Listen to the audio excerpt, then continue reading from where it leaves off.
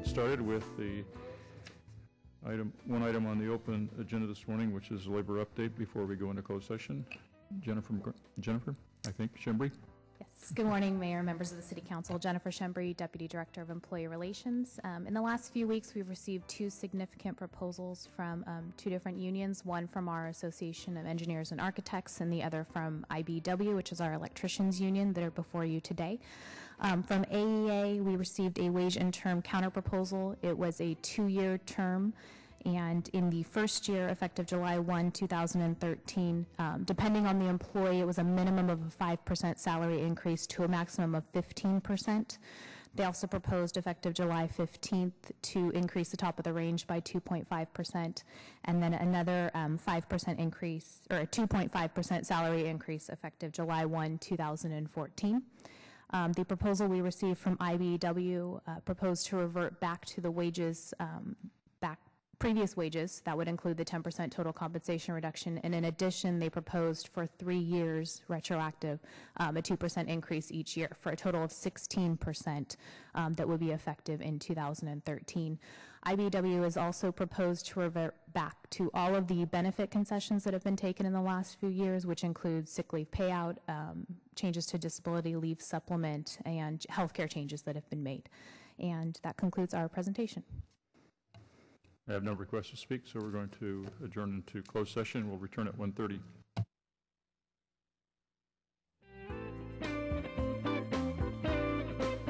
I call the San Jose City Council meeting to order for May 14th, 2013. We'll start with an invocation. Councilmember Campos will introduce our invocators.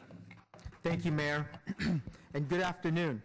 Today we have a special treat by the School of Arts and Culture located at the Mexican Heritage Plaza. Bloco del Sol, a Brazilian percussion and dance ensemble, consists of the School of Arts and Culture faculty and other community members committed to dance. Bloco del Sol performs music called samba reggae from Bahia, Brazil. The group is under the direction of Jimmy Biala, who is a master percussionist and teacher of Latin American drumming that includes Brazilian, Afro-Cuban, and Latin jazz forms and styles. He is highly regarded in the Bay Area and has collaborated with other leading exponents of Afro-Latin music, including John Santos and Raul Regao of Santana. Bloco del Sol has taken inspiration from the Blocos Afros. This aims to promote pride and strengthen cultural identity through their samba reggae music while inspiring social and community engagement. Let us give our full attention to Bloco del Sol as they perform for us Afro-Latin dances from Brazil.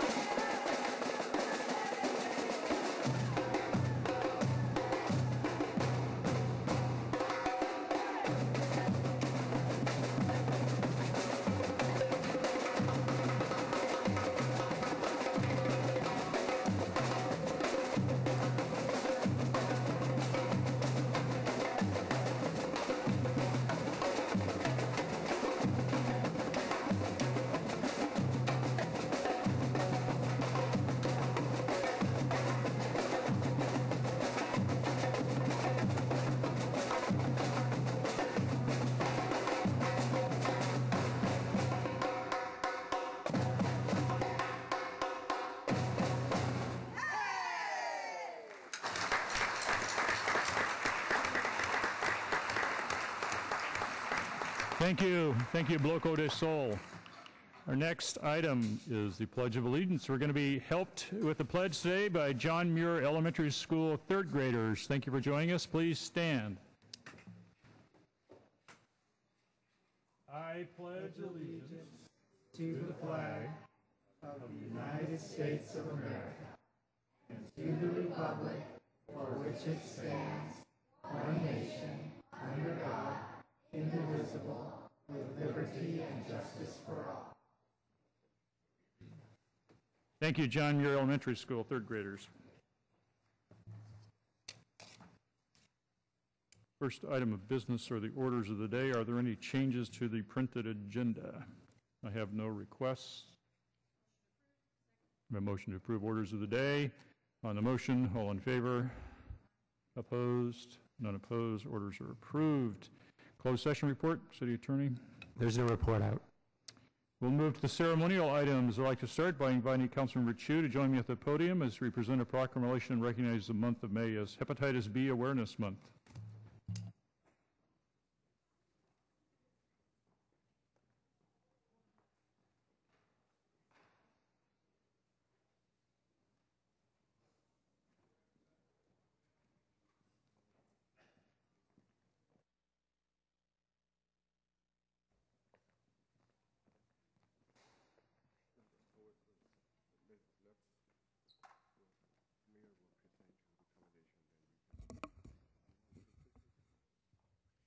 Councilmember Chu has the details of this, but we're presenting a proclamation recognizing the month of May as Hepatitis B Awareness Month in the city of San Jose. Councilmember Chu.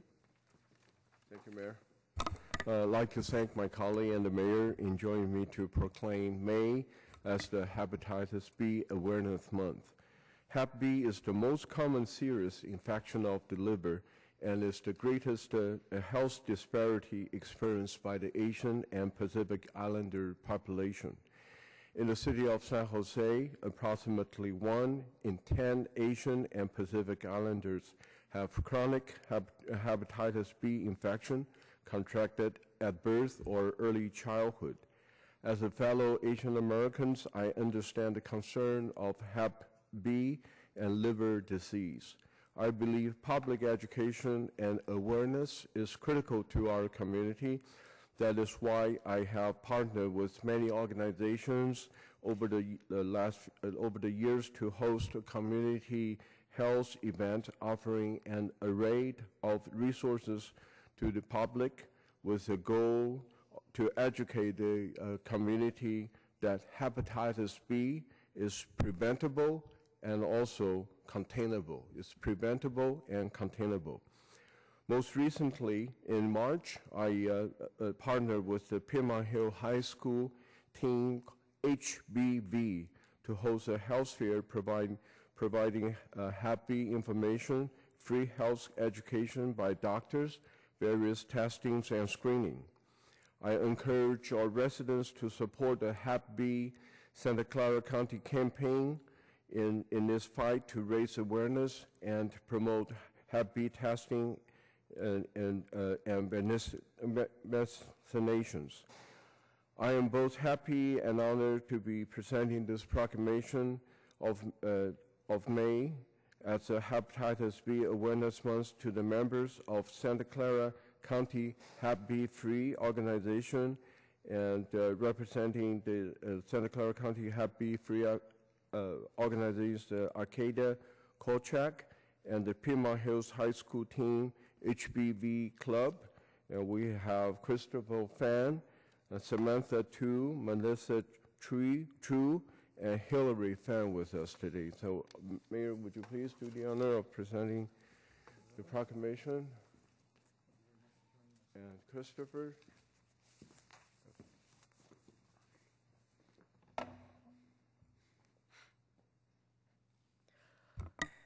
So first of all, I'd like to thank the San Jose City Council, the mayor, and especially Councilmember KANSEN for allowing Piedmont Hills High School, Team HBV, for giving us the honor of receiving this proclamation. Hepatitis B is one of the most prevalent diseases in the world. In our effort to raise awareness, PHHS Team HBV recently held a health fair that educated the San Jose community about hepatitis B. It is through Councilmember KANSEN Chu and his team that helped make this event possible, and it is through their support that makes our efforts truly worthwhile. So once again, on behalf of PHHS Team HBV, it is an honor to receive this proclamation, and it would be a pleasure and a privilege to work with the council and the city in the future. Thank you.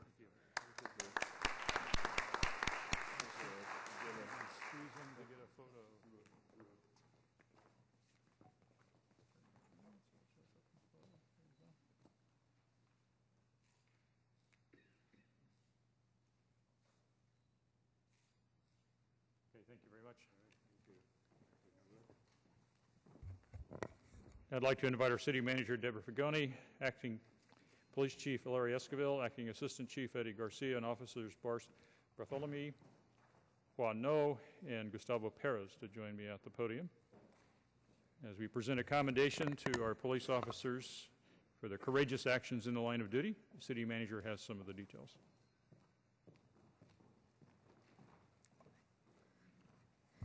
Thank you, Mayor. As our officers are joining us, let me just say it is truly my honor today to recognize three outstanding members of our San Jose police force, Officers Bruce Barthelemy, Hao No, and Gus Perez.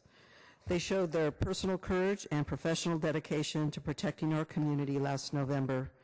Each of these officers put themselves in harm's way to stop two armed and dangerous criminals who had committed 4 armed robberies and a homicide. The sequence of events was serious that evening. Officer Hao No was starting to follow the suspect's car on Tully Road east of Highway 101, and they jumped out at a stoplight and ambushed the officer in his patrol car. One bullet struck Officer No's sidearm, rendering it ineffective, and he was pinned down by gunfire. Fortunately, Officer Bruce Barthelemy was at the same intersection and saw that Officer No was trapped by the ambush. With disregard for his own safety, he began returning fire. The suspects fled back to their vehicle after one of them was hit by a shot from Officer Barthelemy. Officers Perez, Barthelemy, and No started to pursue the suspects in their patrol cars. The suspects continued to shoot at the pursuing officers, and one eventually ran away on foot. While these officers were in pursuit, Officer Gus Perez was skillfully broadcasting the details of the high-speed pursuit and provided clear direction to incoming officers. When the suspect vehicle crashed into the west side of Reed Hillview Airport, Officer Perez was instrumental in coordinating the response that led to the capture of the first suspect, who ultimately identified the second suspect. On that evening, each officer distinguished himself with tremendous bravery under unusual, hazardous, and complex conditions. And so on behalf of our community and the San Jose Police Department, I thank you for your service, your commitment, and your willingness to protect the public regardless of the risk to yourself. Mayor Reed will now present each officer with a commendation, and I'd like to offer each officer the opportunity to say a few words. Thank you very much.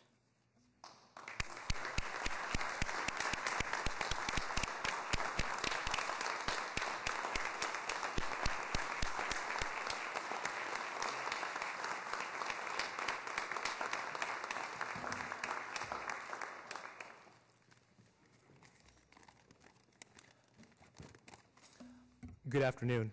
As stated before, my name is Gustavo Perez, Gus or Goose. I will be short and quick. We would like to thank Chief Ysabel, Chief Garcia, the rest of the command staff that is in attendance today, Mayor Reed, the City Council, and the good citizens of San Jose. Compared to Officer No and Officer Barthelemy, I had a very small role in this case, and I'm honored to be in their company. In the company of two loyal and courageous officers, officers that I'm proud to work with, and even prouder to call my friends. Courage in part is defined as being without fear. I disagree. For my brother officers, courage was the fear of being shot, the fear of dying in the line of duty, and the fear of never seeing their families again. Yet with this fear in the back of their heads, my brother officers had the drive and determination to continue to pursue two armed, violent, and extremely dangerous murderers. That is my definition of courage. Ladies and gentlemen, these two officers define the fine men and women of the San Jose Police Department. Sadly, the San Jose Police Department is losing fine officers such as these at an alarming rate. These officers are leaving to work for other agencies. I respectfully ask that our mayor, city council, and citizens work diligently and fairly to stem the flow of officers leaving this outstanding police department for greener pastures. Peace, love, and respect. Thank you, and be safe.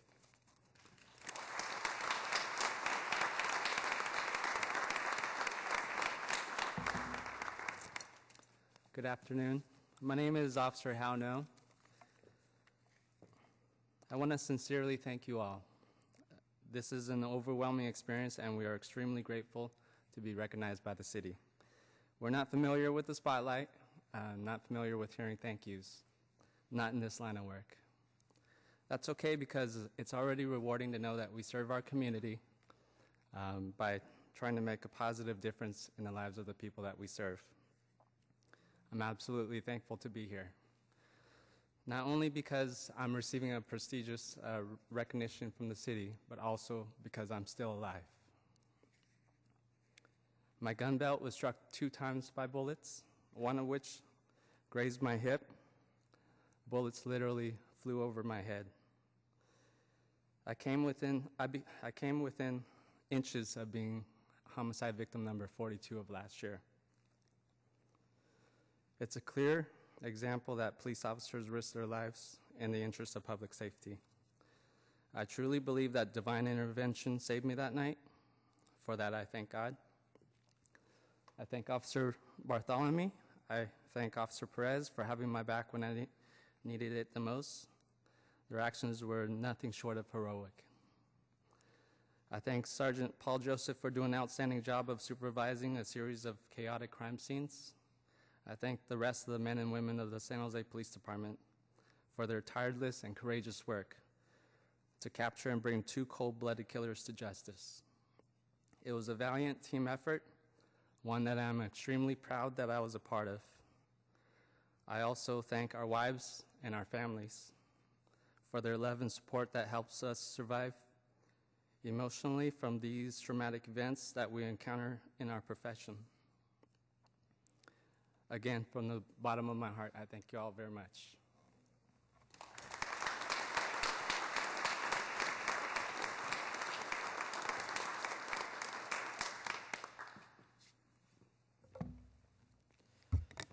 My name is Officer Bruce Barthelemy. I just want to say thank you to our department, the chiefs, all my peers, the council, and the mayor for recognizing us. Like both of my officers have said, it was a traumatic event. I'm fortunate for the way it turned out.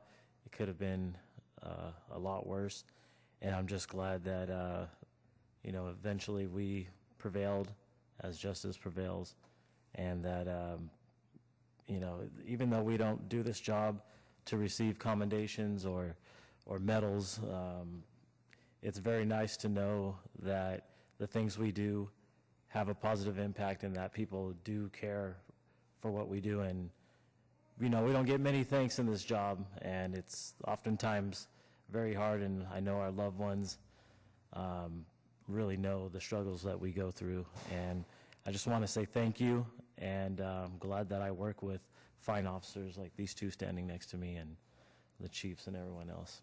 Thank you.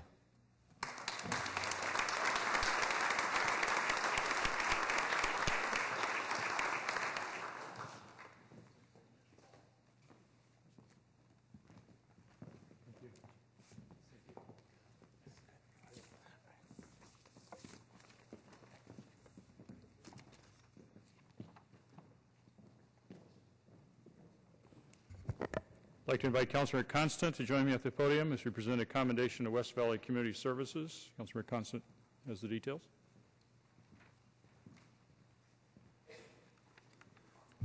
Thank you. Naomi is joining us. Welcome, Naomi.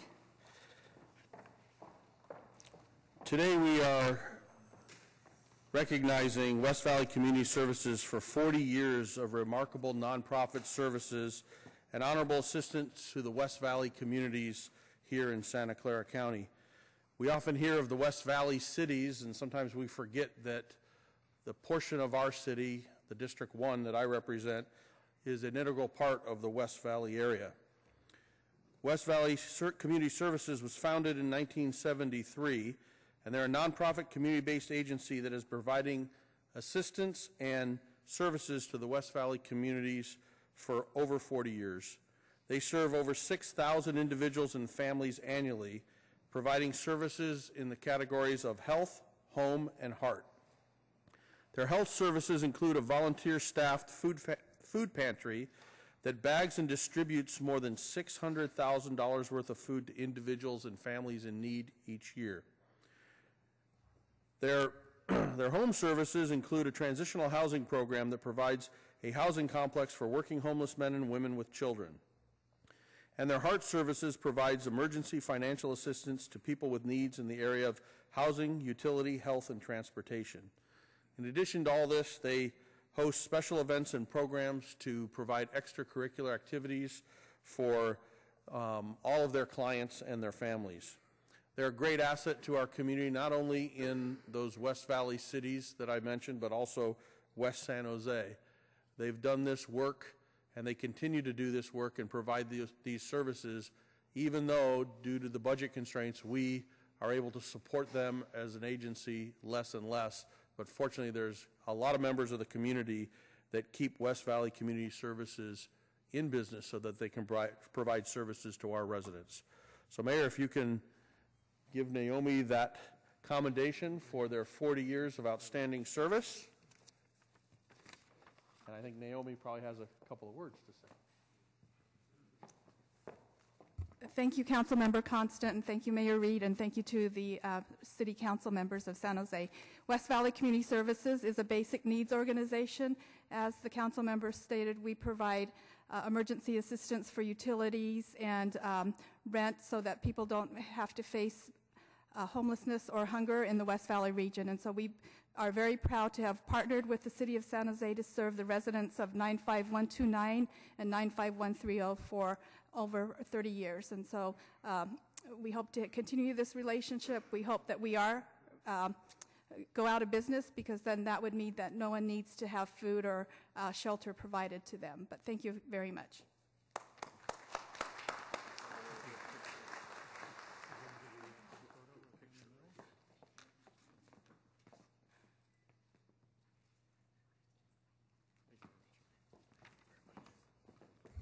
I'd like to invite Councilor Campos to join me at the podium as we present a commendation to Ysabel Duron. Councilor Campos has some of the details. She's so shy. Exactly. Thank you, Mayor. Good afternoon. Today we have the special privilege and honor to have with us the award-winning journalist, Ysabel Duron. Ysabel needs little introduction, as many of you recognize her as a senior weekend anchor for KRON 4 Weekend Morning News. She is someone who has reached the pinnacle of her career and has set precedent to those who want to pursue a career in journalism. A native of Salinas, California, Ysabel received a Bachelor's of Arts degree in journalism from San Jose State and quickly pursued her passion of news reporting. Ysabel's career began in 1970 in Los Angeles as one of the first Latinas in mainstream television news. From there, she launched a successful career working for various top television stations such as WMAQ in Chicago, KTVU in Oakland, KICU in San Jose, KNSD in San Diego, WBZ in Boston, KPIX in San Francisco, and KCBS in Los Angeles.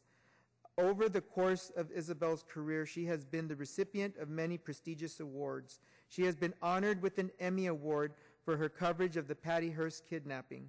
She was presented with the John Sweet Award for Media Excellence for her 4-part series, Trouble with Teachers. The same series was also honored by the Radio Television News Directors Association of Northern California. Furthermore, Ysabel earned public acclaim with 2 award-winning series: The Child I Never Had, a 1991 series about Ysabel's reunion with a son she gave up for adoption. The second series, 1998's Life with Cancer, focused on Ysabel's defeat over cancer and gained her national recognition. Both series are exceptional pieces of work and are a true tribute of what journalism should be. Ysabel's career has taken her beyond the Bay Area and into countries like Mexico, Chile, and Argentina, where she has focused on empowering women who seek a career in journalism. She is a board member of the International Women's Media Foundation, working to create a network of Latina journalists around the world. And most recently, Ysabel is founder and CEO of Latinas Contra Cancer, a Santa Clara County nonprofit that provides support services to Latinos and Latinas with cancer and that specifically target low-income Spanish-speaking families. Because of her commitment to the Bay Area, she was presented with the Living Legacy Award by the Chicana Latina Foundation in 2002, as well as being one of the 25 most influential Latinos in the Bay Area by the San Francisco Hispanic Chamber of Commerce in 2005. As you can see, I can spend the rest of the afternoon just talking about all the awards and accomplishment Ysabel has earned. But if any of you have had the privilege to meet Ysabel, you will quickly realize that she remains humble and committed to her community. She has broken down barriers, paving the way for our next generation of successful women journalists. I commend Ysabel for being a pillar in the media world for 42 years, for being a true amazing example of a community leader. And with that, Mayor Reed, please present this commendation to Ysabel Duron.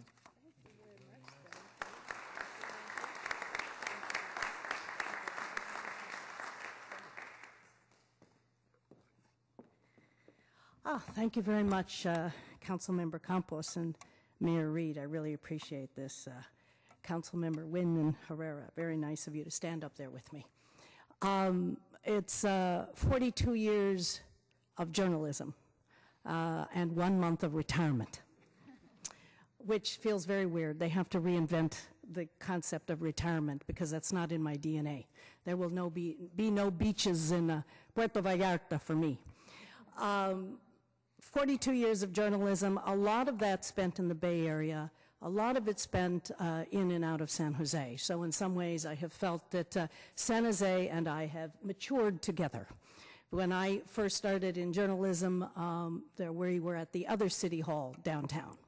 So it has been quite a ride to watch all the shifts and the changes just in Santa Clara County. It's also been quite a ride this past month for my retirement. I've enjoyed the parties and the commendations, and I even liked that one from that other mayor, Ed Lee, who proclaimed April 11th Ysabel Duron Day in San Francisco. I know you have the key waiting for me, don't you, someplace?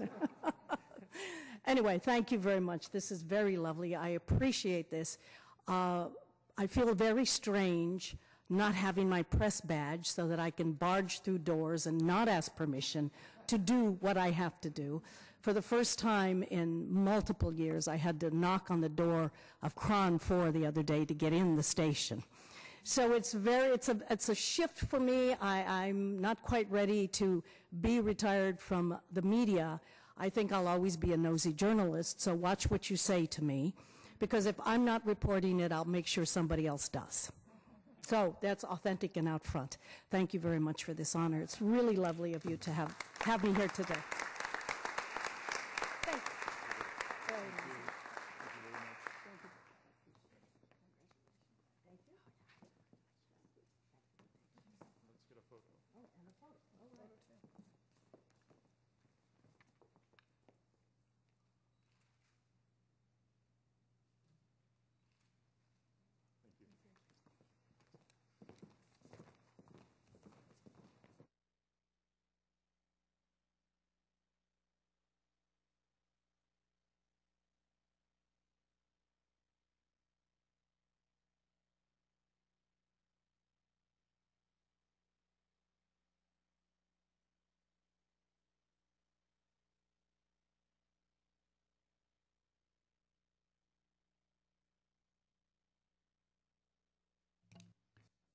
Our next matter is the consent calendar.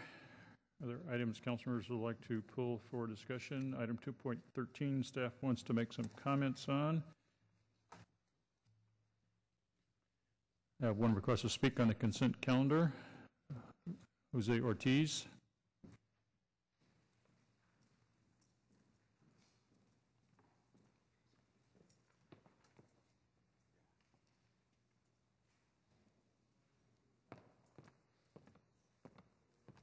We have a motion to approve the balance of the consent calendar.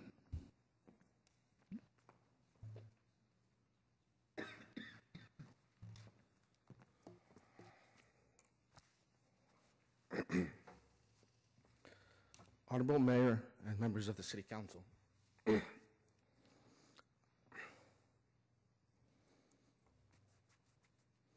I am Jose Ortiz, father of Mateo, Esteban, and Emery, and husband to Esmeralda. I am pleased that we were able to reach a settlement with the city. No amount of money can bring back Mateo or fill the hole left in my family's heart.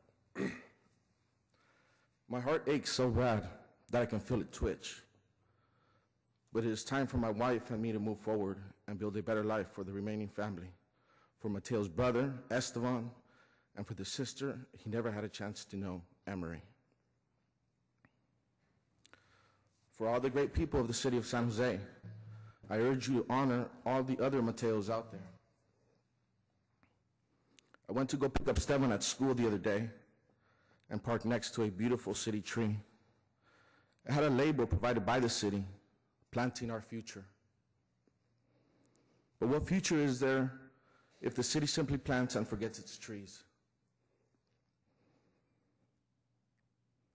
I was raised to believe that it's the city's job to protect its citizens, not just its budget. You can adopt ordinances protecting the city from lawsuits, but if you do not properly inspect your oldest and largest trees, how are you really protecting the people? Mateo's future was ended because there was no follow-through. You have ruined and taken away the dreams I had for my son. Having the feeling of never having that hope again can ruin the entire life of a human being. So there are days when life, for one split emotional minute, does not make sense anymore, and I do not wish to continue. In the mission statement for the city's transportation department, it says that the city is to provide for the management and maintenance of its street landscapes, street trees, and sidewalks in order to provide a safe and aesthetically pleasing streetscape. My son broke your mission statement to pieces with his life. How can you plant a tree now and not plan for its future? As a result, my son's future was stopped at 2 years, 11 days old.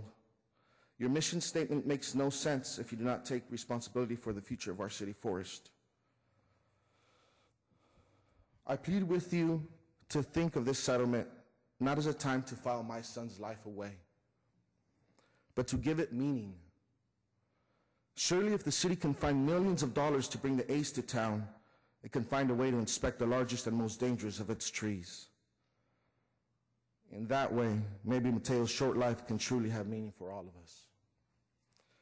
Thank you very much.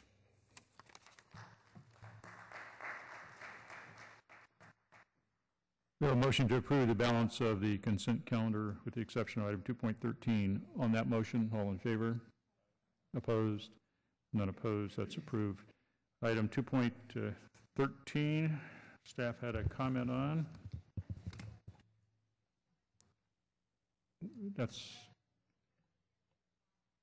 I'm sorry, we're not getting the microphone's not working. On item 213, the printed agenda had the wrong bill number listed. It should be AB 361 as is shown on the screen.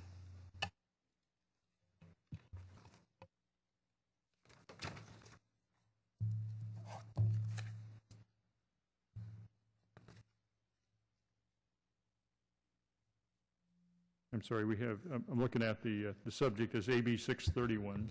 And so we have a correction, Mayor. It should be AB 361. There was a transposition of numbers. And that's on the memo and on the agenda? Yes. Okay. Other than that, no changes. Is there a motion on that item? We have a motion to approve item 2.13 on that motion. All in favor? Opposed? Unopposed? That's approved. That concludes the consent calendar.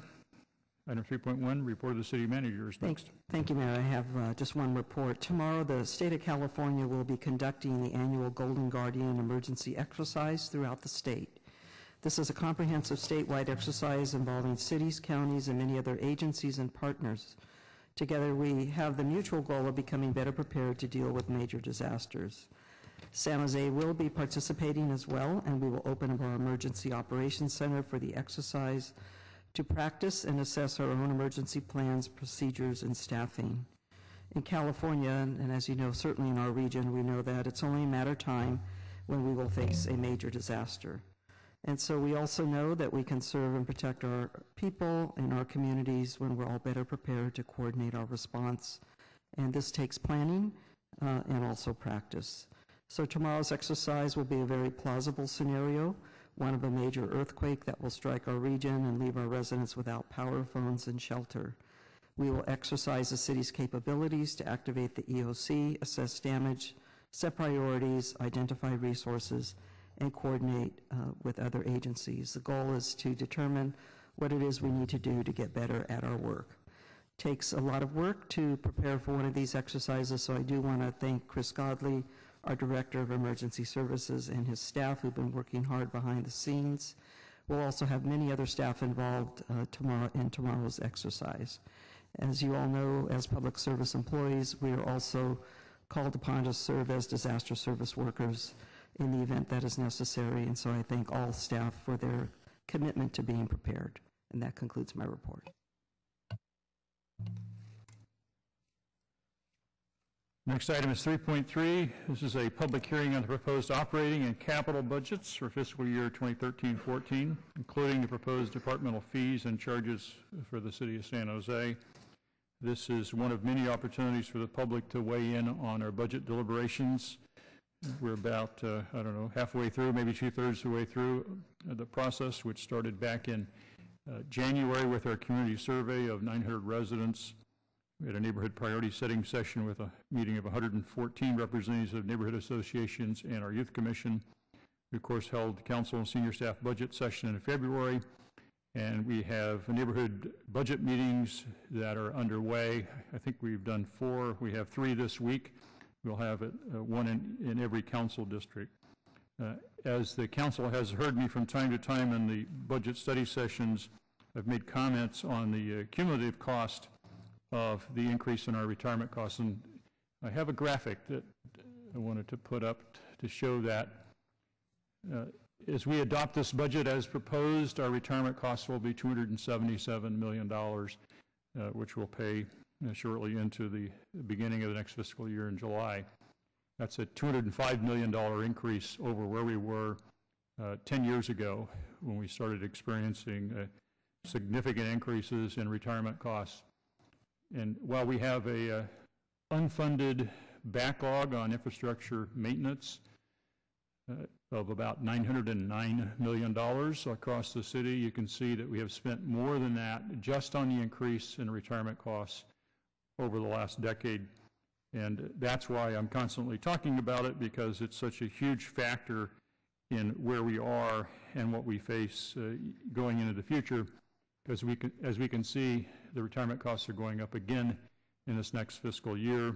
In fact, they're going up for the general fund more than the increase in revenues for the general fund. And as I've said in my public meetings, even though we'll have a balanced budget this year and can begin to restore some services, we are by no means done with the fiscal issues that we have to deal with.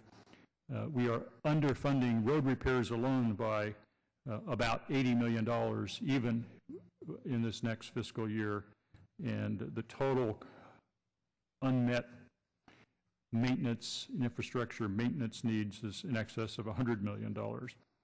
We still have many threats that we're having to deal with, and we're looking at a projected shortfall in the next fiscal year. Fortunately, we have sufficient one-time funding that we can set that aside to cover the next year's gap so that we can have more or less a 2-year planning horizon. While we're not by any means done with our fiscal problems. We are in such better shape this year than we were 2 years ago because of the decisions this council made over the course of the last couple of years. Difficult decisions, many times unpopular decisions in some quarters, but nevertheless necessary to avoid layoffs and to avoid further cutting of services. And I wanted to thank our city employees who gave up a 10% pay cut. Everybody took a cut, and that has been a big factor in making it possible for us to restore some stability and begin to very modestly restore services. So with that, this is merely a hearing to give people an opportunity to speak. We are not taking action today, and we are by no means finished with the budget process. We have some steps ahead of us. Budget documents are due by May 22nd. I'll release a budget message on May 31st. We'll have another set of public budget hearings on June 10th. The council will consider those on June 11th and deal with the June budget message at that time. And on June 18th will be our final adoption of the budget for next year. And then staff will furiously get the data into the system so that we can begin operating immediately with the beginning of the next fiscal year. I have at this time no cards from the public to speak. And that was the purpose of this, so we are going to move on and take up the next agenda item, which is item 3.4, council salary setting recommendations.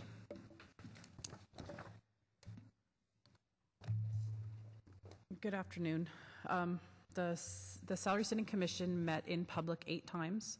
They are directed by the city charter to review biannually the salaries, compensation, and benefits for the mayor and city council. They are required to take into account the full-time nature of the office and set a compensation level that is comparable to other public and private positions with similar full-time duties. After receiving almost 400, about 350 to 400 responses to a community survey and listening to the public speak at their meetings, the council salary settings final recommendation is before you now for approval. They're recommending a 5% increase to council salary, and the benefits and car allowance, they've recommended no change. I'd like to note that the salary for the council was reduced from 2009 to 2011, a total of 12.3%. That includes cut to salary and cuts to the auto allowance, which went from 600 to 350. So this is an attempt for the council salary setting commission to bring your levels back up to where they feel your workload deserves. And I'm here for any more questions. We have some requests from the public to speak. We'll get to that in a minute. First, we'll deal with if there are any questions or comments from council members. Councilmember Constant. Thank you, Mayor. We have 2 memos out, the one by Councilmember Kalra and the one that I have out. And item 1 and 2 of mine are pretty much wholly included in his memorandum, and mine just has a clarification in relation to the retirement plans. When we discussed this last, we gave direction to city staff to look at the options for CalPERS, and we, in last year's ordinance that we implemented, it was written in a way that basically provided the PTC plan as the options for council members. When we received the recommendation this year from the Council Salary Setting Commission, it contains the language of the previous recommendations, which basically allows, or is saying that it allows new council members to enter into the CalPERS system. There are a couple of issues with that. One is under the provisions of Measure B, the CalPERS plan that is in existence does not comply with the parameter of Measure B in 2 different areas. One being the age, the retirement age, and the second being the cost of providing the benefit exceeds the parameters in Measure B. So We have a memorandum that came out in December 15th of 2011 from the city attorney that provided the different options that we have. We obviously have received the information on terminating the contract with CalPERS, which we all know takes what was stated as a $400,000 unfunded liability and ramps it up or amps it up to nearly a $6 million buyout of that unfunded liability. We obviously, with budget constraints, I don't know if there is any appetite to do that. Personally, I would prefer that we terminate it and just get it over with.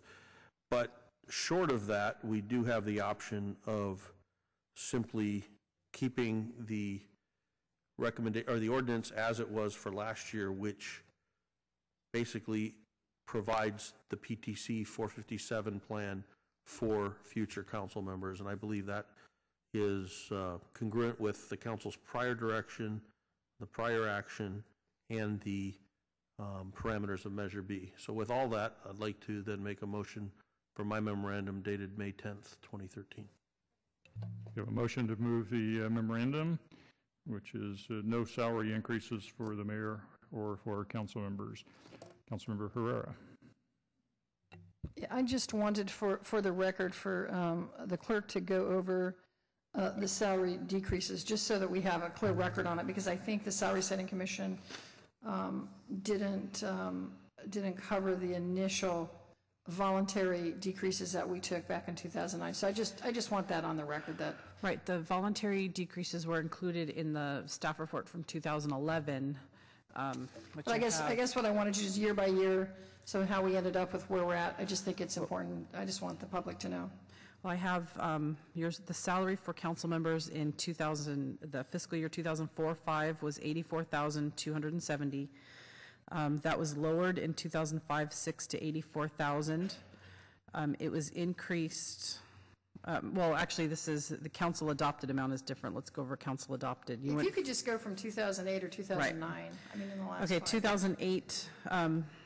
You had 82,500 for fiscal year 7-8.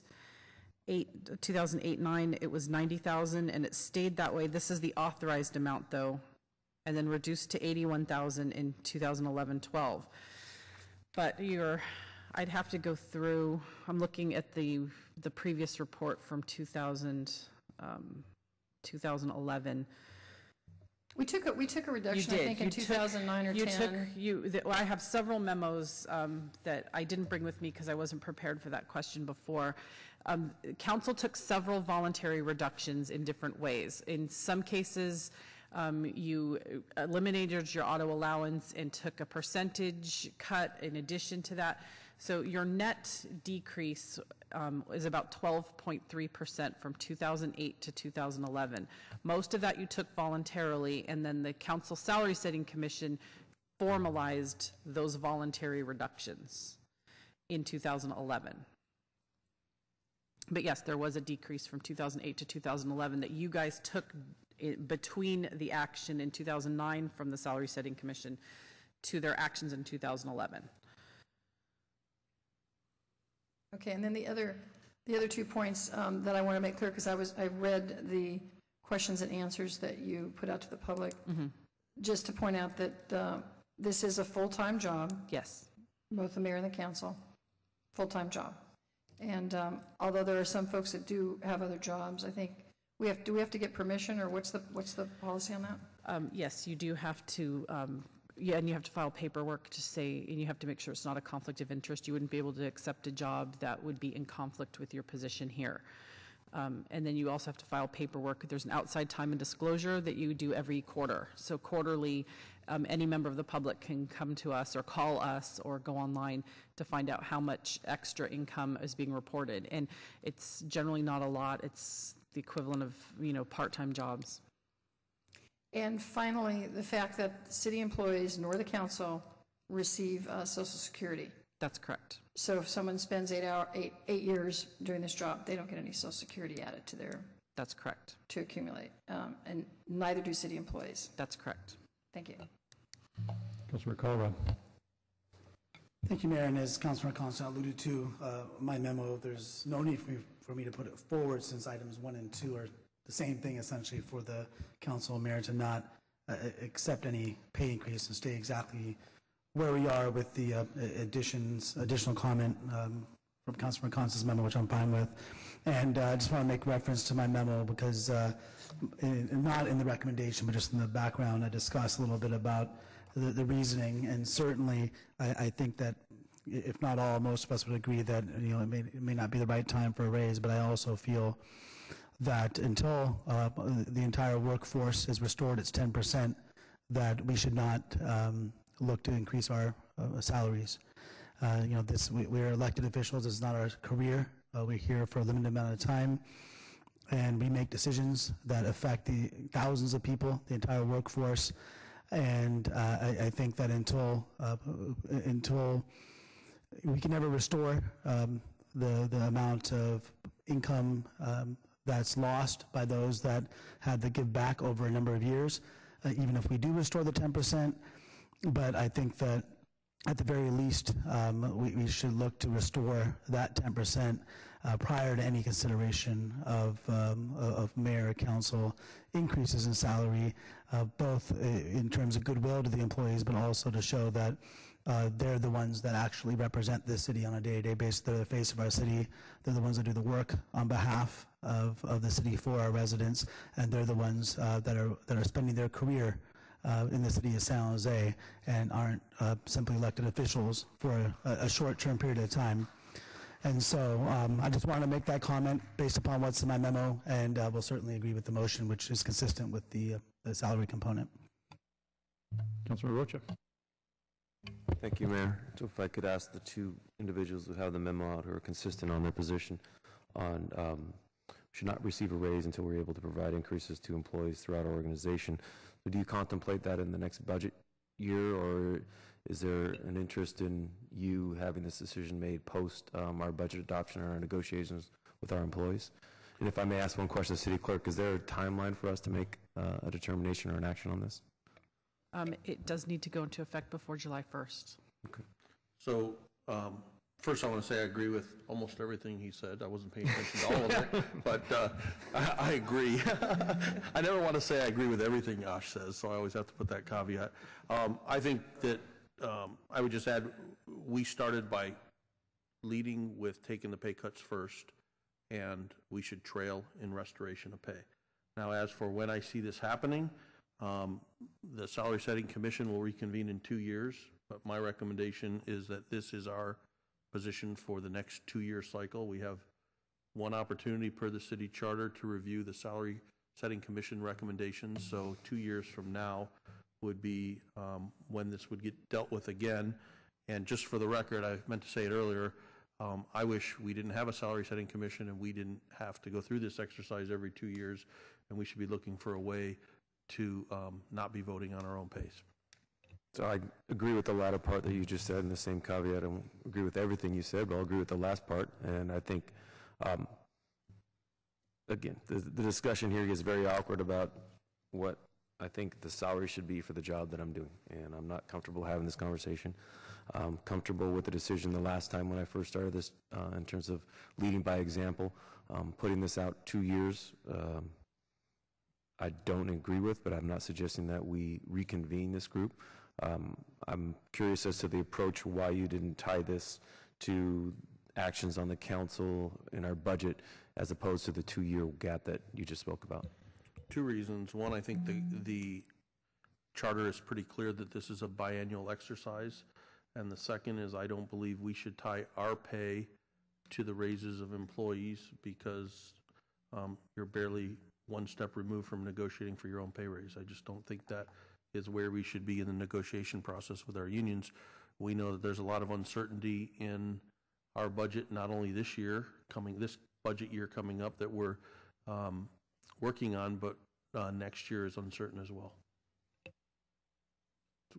Along that line, then maybe you would consider a friendly amendment that would take this decision away from us, in my opinion, and that would be for the Salary Setting Commission to discuss and explore the option where we tie it to a salary within the administration. let's just say hypothetically we talked about the city manager's salary and it was 30% of that salary or 40% of that salary, and the mayor's salary was 50% of that salary, some gap there that I think is consistent to what we see today. I'm not suggesting a different percentage difference, but I'm just suggesting that we tie it to that so this decision doesn't come before this council every 2 years, because I'm not sure why we have this salary setting commission if we continue to not listen to them, which, again, I'm supportive of the recommendation, but I would just rather see us remove ourselves from this decision. So would you take a friendly amendment to that request? Well, I believe that would require a charter change. When you read, I happen to bring the charter, not for this, actually, for the retirement portion, if there were questions on it, but section 1001.1 is really clear on how the membership terms of office and their powers are, and I don't believe we have the authority under the charter to impanel them differently, to put... I would suggest they explore the concept and they can make a recommendation if we wanted to pursue a charter change. We have talked about that in the past, actually, several times, and they have made that recommendation at least twice that I'm aware of. Okay. That predates me then. Yeah, and we've had discussions about specifically actually tying it to an external source like the Board of Supervisors does. We've even polled on that in relation to some of our ballot measures. It just never had a strong enough voter appeal for us to move forward. But I do think that that's something that this council should, next time we're going out to ballot and we have some efficiencies in the voting process and of the cost, we should be doing that. I wholeheartedly support that. I believe, and I don't know if the city clerk or the city attorney want to jump in, I believe we already have what we need from the salary setting commission on there. We just have to have the will and the money to put it to a vote. And so based upon the discussions previously, what exactly are we waiting for? In different polling? Let me step in here if I could. I'm not sure how many years ago it was. Well, it was while I was mayor, so it's within that time period. We had a series of potential charter amendments that the council considered. This was one of those, and we ended up not doing very many of them just because it's really expensive for each one. We had like 4 or 5 of them that we thought probably should be done. This was one that we never got to a decision on what it should be just because of the cost. The cost of putting this on? Adding another charter change to the ballot because each one costs like $800,000 and $600,000 Yes. for the next one. That was just a pure cost factor. Yeah, each measure costs an individual amount. Okay. So, But that doesn't mean we couldn't consider it in the next election cycle. If we happen to have the one-time dollars that it takes to do it, it would be a council decision on whether or not to spend the money to put it on the ballot. But Councilor Constant's correct. We have recommendations from the Salary Setting Commission to consider doing that, and we have in fact considered it. We just haven't been able to decide that we ought to spend the money. Thank you. And I'll remove the request for the friendly amendment. So Don, I'm more than willing to just add in here at any time in the future when the council is contemplating ballot measures or charter changes to add this to the mix for the discussion, because I do think we need to go there. Thank you. I was going to ask the city clerk if you could provide me that past information that they've done to analyze the proposals they considered suggesting to the council for charter changes. Thank you. yeah, I'll get that to you. I just simply wanted to clarify, the discussion is, the Salary Setting Commission is a commission that's set up for 4 years, so you can ask them to do anything within those four-year period terms. The Salary Setting Commission recommendation with regard to salaries and other benefits is a one-time event. So, and the council needs to take one action with regard to that. You're not able to ask the Salary Setting Commission to come back or amend it or to do anything else. So while the Salary Setting Commission can only provide you one report and you can only act once on that report, they are available for a term of 4 years in order for you to ask them to do other things as well. Councilmember KHAMIS. I just wanted to thank my colleagues. I'm a new guy here, and I tell you, this is more than a full-time job. I thought this was going to take a certain amount of hours, and I'm working, I think, more than 70 hours a week, and I think all of you do the same. I want to thank you for taking the 13% decrease in your salaries and leading by example, and I want to support your position and continuing to lead by example, and until our employees do get some restoration of their income, I think we should continue to undertake the no increase at this point. And I also support Don's recommendation. It feels weird to vote on your own raise. It just it doesn't look good to the public. I've gotten several phone calls asking me not to take a raise. Why am I taking a raise? And why am I voting to take a raise? I think the public is also confused by why we vote on our own raises. So I would definitely agree to doing something in the future to put it on the ballot so that we take it out of our hands so that we can't say we gave ourselves a raise. Anyway, thank you again. We have some requests from the public to speak. We'll take that at this time. Mark Ruffing, Yolanda Cruz, Matt Newton.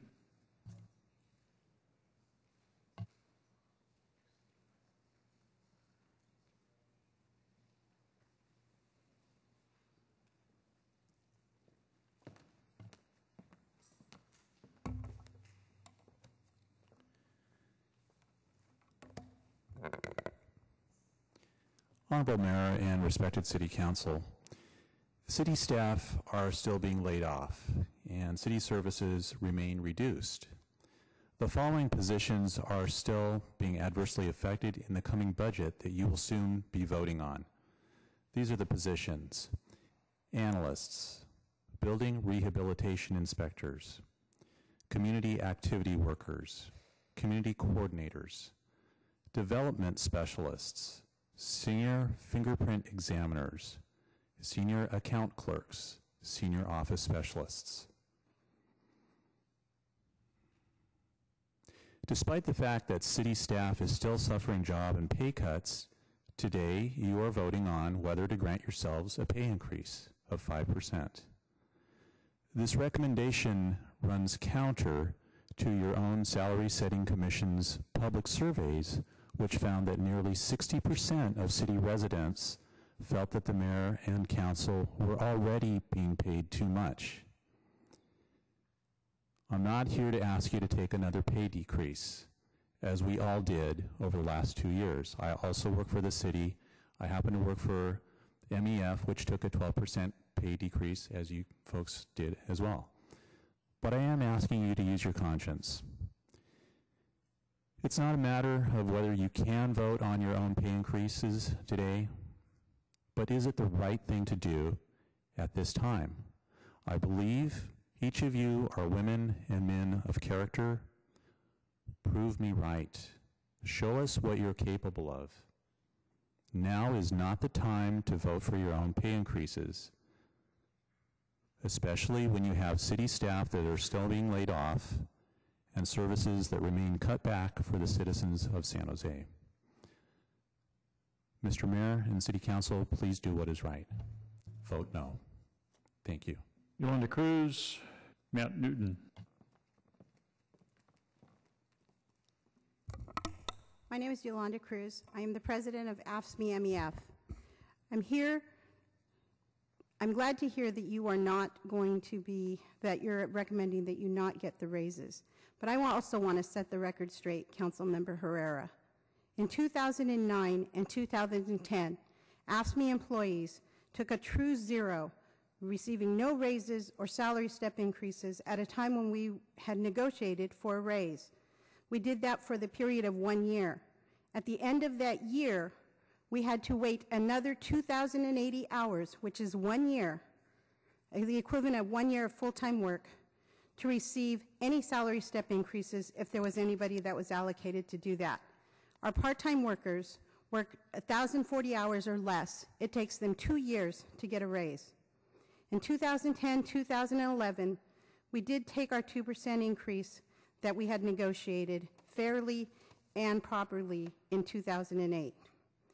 But it was at a cost. There was an elimination of the entire custodial workforce, the elimination of AFSCME workers in the convention center, media staff, people that help here in the city council, reduced library hours, and other services that were eliminated through layoffs of many of our AFSCME workers.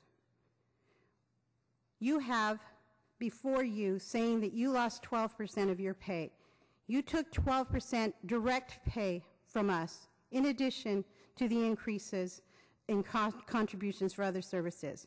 You took a combined total of 12%, including the decrease in your car allowance. We have not had that same opportunity. Yet in negotiations, we've been offered a 2.5% increase to the salary steps, which would leave more than 1,500 of my workers, the people I represent, that are part-time employees, not receiving a raise for anywhere from 2 to 3 years of any kind. It is important that you recognize that all city workers are not created equal. We are not asking that we all be paid the exact same amount, but we are asking that we be paid a fair salary for the services that we provide. And we are the ones that are out there assisting the citizens that you are here representing. We hear their cries for services, and we do our best to meet those needs.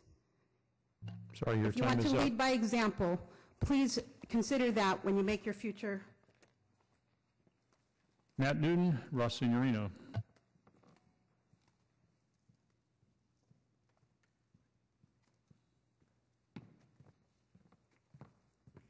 Mr. Mayor, Council, I'm Matt Newton. First time speaking in front of the council. I'm on vacation right now. I just found out that we had a council meeting. I don't keep up on this, the activities of the city. That's basically your job. I have my own job to do. Every once in a while, you get fired up over something. My wage is something I get fired up about. I basically take home what I took home back in 2003. I've had big pay cuts, and you've had cuts also. But my raises aren't at the same rate. If we get a raise, it's 3%, 4%, or no raise. I think you guys got an 85% or $8,500 raise one year, and the same thing was supposed to be the next year, like 15%. And then you gave up half of it, and that's great. But you also got the car allowance, which you've given up also. These cuts that happen to my life have huge impacts, and I don't drive into work anymore. I take the bus, which is a good thing. It saves me $400 a month. I've moved out of San Jose, so I'm living in Gilroy now.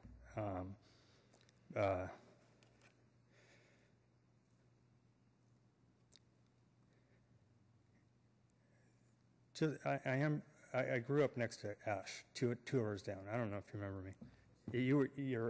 Vinay, your older brother, is the one I spoke with most of the time. I'm happy to hear that you are willing to forgo your raise. It's not something that a 5% raise is huge for anybody, but as long as the rest of us that are doing the work for San Jose aren't getting our raises, I think you should wait. I think you should wait until after we get ours. When we took the 12% cut, benefits keep going up, and I have no doubt that they're going to keep going up. I see we have a huge problem, but... Sorry, your time is up. All right. Thank you. Ross Signorino.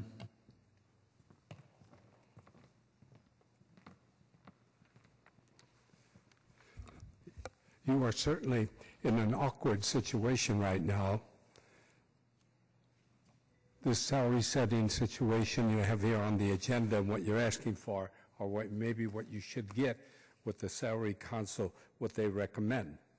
At the same time, when you see the job situation in San Jose and around the region is really not that great right now, and people have to pay high rents just to rent a one-room apartment. And I agree with Sam here, what he just said, that you work 80 hours a day, and I don't doubt that for one moment. I think you all do, and he says he doesn't know each one of you how long you work, but I've heard it before, and I accept that to be gospel in this particular case. But in the situation we are in economically, it does not look good to the taxpayers. I hate when taxpayers say, no, they shouldn't get a raise, they're all crooks. I never subscribe to that. You are not all crooks. I think you're all hardworking people. And I think, yes, it would be good to get a little bit more, and especially take care of any medical benefits that you have to be taken care of, and especially if you have young families at your disposal right now. I think this particular subject, I think you should avoid it right now at this particular time. There is time that you can adjust your salaries later on when the economy gets better, and it is getting better. It will get better. It's just taking time to get better. Like the Second World War, we don't have that to end the Great Depression. You haven't got a war to end it. But now you have to just take your time and be patient and wait for times to get better, and then come up with a salary adjustment. Thank you. That concludes public testimony. Councilmember LICCARDO. I just want to adopt Councilmember KHAMIS's comments. I don't think I've ever voted for a pay increase, but I've never failed every 2 years to get a flood of emails saying, how can you possibly take a pay increase? So I think we're all tired of this process. So I really am hopeful we're going to find an opportunity in the next election cycle to get something on the ballot that people agree to, and so we can take this out of our hands. That concludes the council discussion, I believe. We do have a motion on the floor made by Councilmember Constant with the friendly amendment referral on the when we take up the subject of ballot measures again. On that motion, all in favor? Opposed? And opposed. Motion is approved, meaning mayor and council are not getting a salary increase. Although, as noted by one of the speakers, we have made offers to our bargaining units for salary increases, modest, but nevertheless increases. With that, we will move to the next item, which is 4.1, actions related to outdoor vending ordinance and approved location peddler ordinance.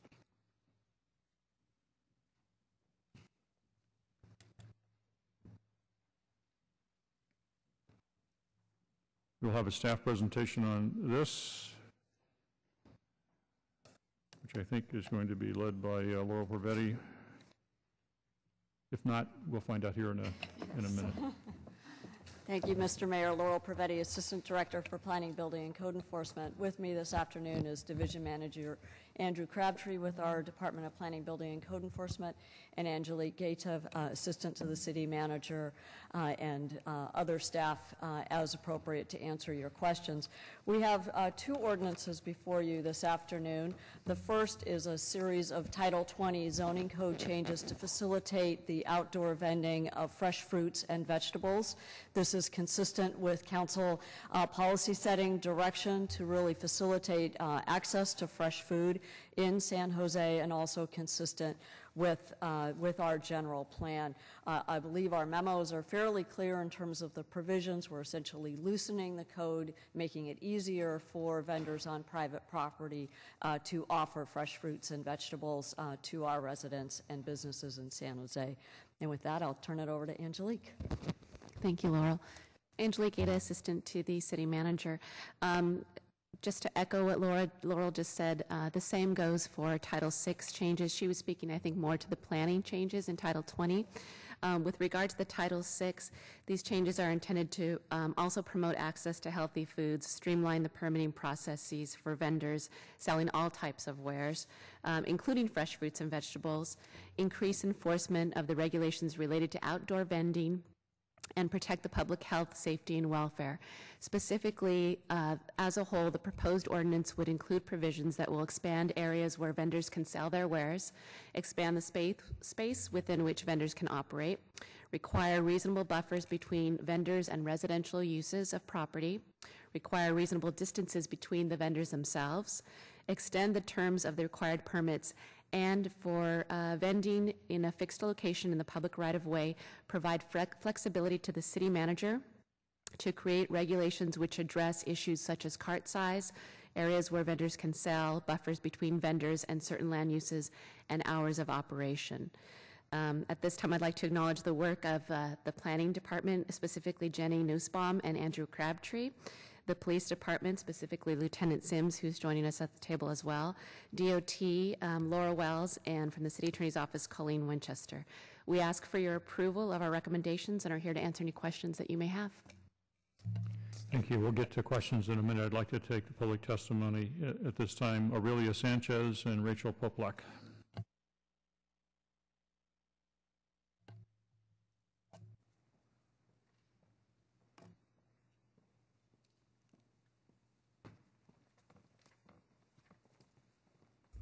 Hello, I'm here because I have some deep concerns regarding this action.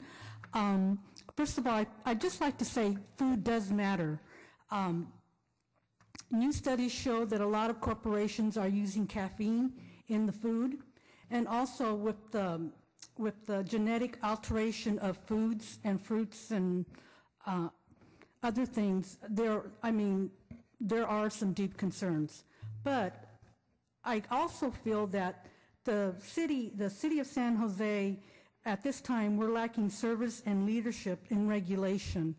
Sam LICCARDO, whether you consider it lucky, whether he considers himself lucky or not, is my council member. And I have complained since I think he's been in office about outdoor vending, whether it be taco carts or anything else. And unfortunately, I think this council favors less regulation in government, but you got to understand, most people are dishonest. They'll do anything for a buck. You only have to read the Wall Street Journal and watch the news to see that a lot of people, unfortunately, lack character. So in reading this, my concern is who's going to do the enforcement? I really feel that our code enforcement in the city of San Jose is very weak. I have done numerous complaints against certain people, and it just takes forever. I even had a taco cart one time selling drugs. It took me months. I contacted the police department numerous times, their permit unit. I couldn't get results. I finally begged, I think it was a Sergeant Nguyen, and he came and assisted me. Literally, just selling drugs out of his taco cart. And you would think that after a week he would be gone. That wasn't the case. So before you act on this matter, please talk about enforcement. Thank you. Rachel Poplak. Good afternoon. My name is Rachel, and I'm the Director of the Healthy Living Initiative for the Health Trust. On behalf of the Health Trust, we request that you support the recommendation of the Planning Commission and the recommendation of staff to approve the changes to the municipal code to encourage outdoor vending of fresh fruits and vegetables in San Jose. These changes will make possible the launch of Fresh Cart Silicon Valley, which will be a mobile vending program that is led by entrepreneurs, trained by nonprofit organizations to sell quality, affordable produce in communities that otherwise don't have access. Since the Health Trust introduced the concept of fresh carts nearly 2 years ago, there's been a lot of excitement among residents, community leaders, our nonprofit partners, and from many of our conversations with you as well. The Health Trust has also received inquiries from communities across the state, including Los Angeles and Mendocino, with interest in looking at what's happening in San Jose and replicating it in their cities. In addition, the Health Trust received notification of funding that's being awarded through the Department of Agriculture to support the rollout of fresh carts, as well as the expansion of farmers markets and urban ag, which were all made possible because of the changes that the city has supported. The Health Trust Board is committed to releasing grant funds in the coming weeks to recruit, train, and provide the technical assistance to residents to be successful, responsible business owners. And all that we need for this to happen is for the city to pass the policies that are before you today. Once the changes before you have been approved, we plan on continuing our work with the city manager's office to streamline the process to allow vendors to sell at city-owned property through a simplified application process. Doing so will eliminate one of the final barriers for vendors and really allow the changes that you're considering around residential zoning to have a true impact. We could not have come this far without the continued commitment of city staff, the Planning Commission, and the Council to helping us ensure that all residents in San Jose have access to healthy food. Thank you. That concludes public testimony. Councilmember Campos. Thank you, Mayor. First of all, I want to start off by thanking the Health Trust for your work on this and the vision to know that this is a start, and there's other components that I know we'll all be working together on in the future. And then I also want to thank staff. I know when I first approached Laurel and Angelique about this. I know it was a large task, fairly complicated, and that's the reason why I wanted to do something about this. I think if anything, one, it provides the ability to bring more fresh choices into our neighborhoods and into places that you wouldn't normally see them. And even if that was the only thing on the agenda, this would be a good step forward. But I think the other thing is that it also provides clarity for those vendors that are out there that just, they're trying to maneuver the county health department's regulations, our police department's regulations for the public right-of-ways, and then also our planning department's regulations for private property. And I think this packages it up, as neat as it can be, so that folks can feel that, there is an even playing field, as well as the traditional brick and mortar restaurants who, have been asking for an even playing field. I want to thank my colleagues, Mayor and Vice Mayor, for signing on to this memo with me, as well as Councilmember Kalra. And with that, I move that we put forward the recommendation illustrated in the memo dated May 14th, 2013.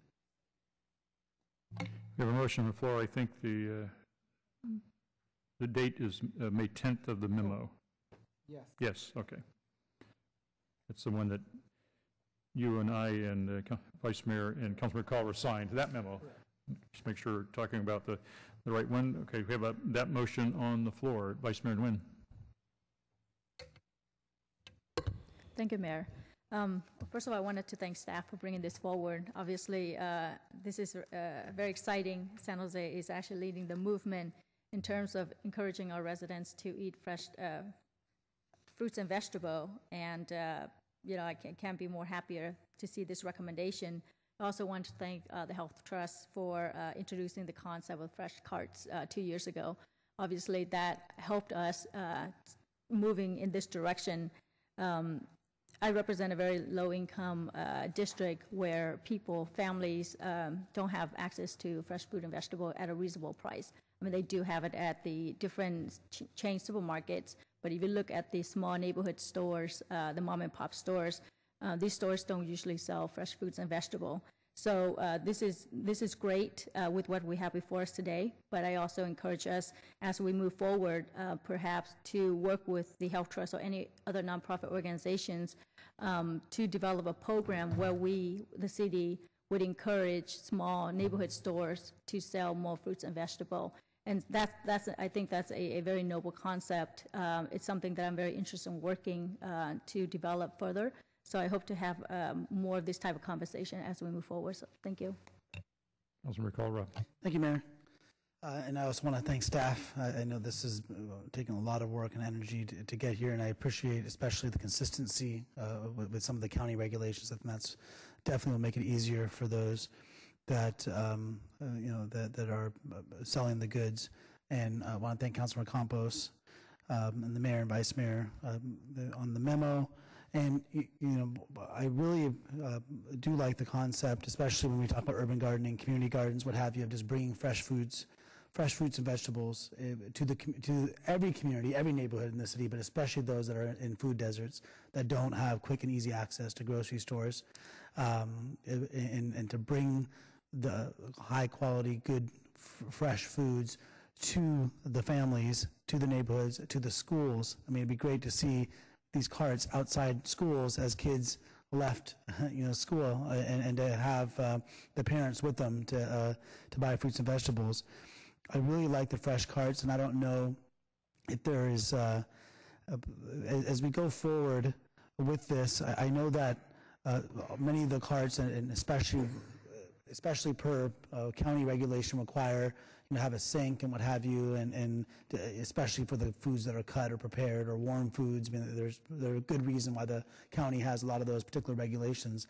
However, there are also these fresh carts that are designed to sell the whole fruits and vegetables that aren't cut, that don't necessarily need or require to have the same square footage or to have a sink and to have some of these rules that are required from the health department.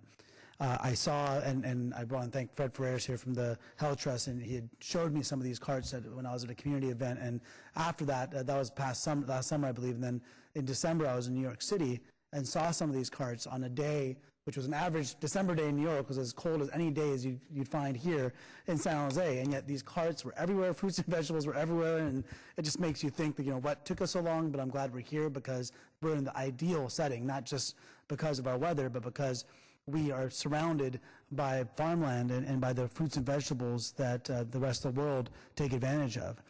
And so I really think that these carts in particular really have great promise. And so if there can be, I don't know if there's the capacity to have some kind of either streamlined process or some kind of different specialized rule for the carts I'm referring to that only, in other words, we only serve whole, fresh fruits and vegetables, and there's a limit on the signage, which I believe the way these carts were, they had, one scale and one sign, that's it.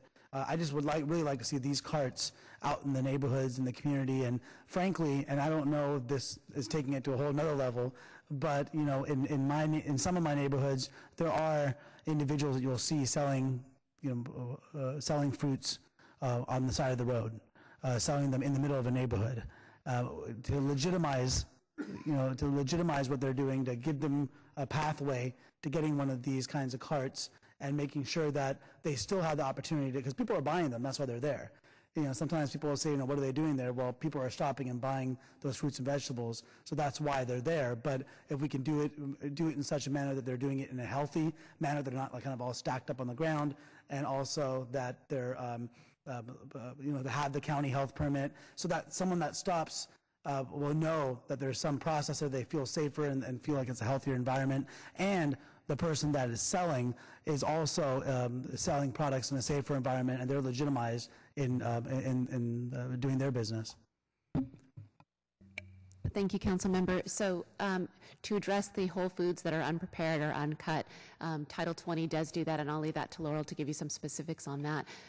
Because it regulates private property, there's a little bit more leeway in terms of what would be allowed. But with regard to public property, in terms of the permitting and not requiring a permit, one of the reasons that we do continue to require a permit on public properties because there is a background check to make sure that we're not putting anyone out there in contact with the public in our right-of-way that maybe has some history that we're not or that we're concerned about or not feel very good about. But with regard to private property, they do address the issues that you raised. Is there anything other than a background check for public right-of-way? Is there anything else that's going to be that will be part of the permit process that could create barriers for someone to get a cart? Actually, I think the changes that we've made do the opposite in terms of lifting the cart restrictions so that you can use pretty much any cart that you want to use, provided that it fits within a certain footprint of 100 square feet. So you can use up to the maximum or less than, which would include the carts that you're referencing. Also, we have extended the term of the permit, and again, this is for public property, but they did so as on private property as well, so that effectively it goes from 1 to 2 years and effectively cuts the cost of permit in half. So to the extent that any of the vendors were citing a financial hurdle in terms of coming into compliance, we think we've addressed that as well. And just to clarify, there is no planning permit required if the carts meet certain conditions and they are selling fresh fruits and vegetables. So we've actually deregulated the vending of this particular product with this ordinance. And on the county side, is there still a requirement because they're selling foods, I imagine, or if it's not cut, if it's... Right, so if it's uncut, then we don't fall into the requirements for county health. Right, thank you. Councilmember LICCARDO. Thank you. Wanted to thank Rachel and Fred Ferrer over at the Health Trust for their leadership in really spurring this. And I know that an awful lot of the funding and training and expertise is coming from the Trust and its partners. So thank you for all that you're doing to help promote healthy living and good eating here in San Jose. And I think in particular here, something I think will also help bring economic self-sufficiency to a lot of residents live in my district and other districts throughout the city. I just had a couple questions about what's not in the ordinance.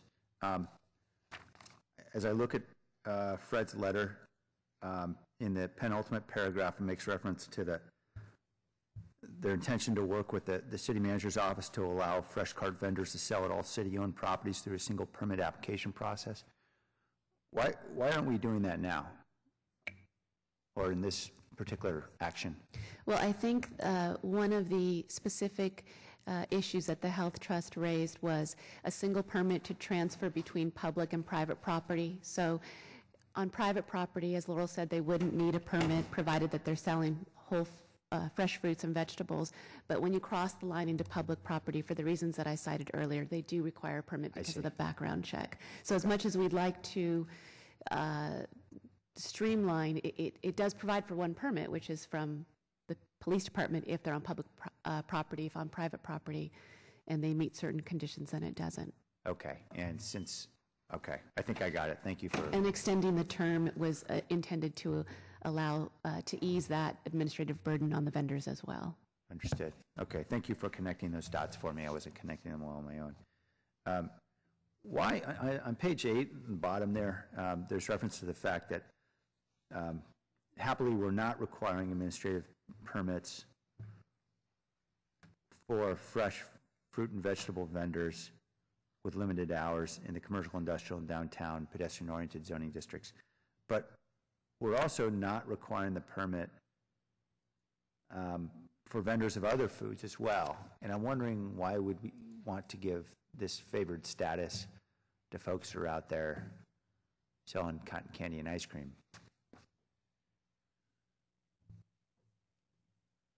As opposed to the foods that we're trying to promote.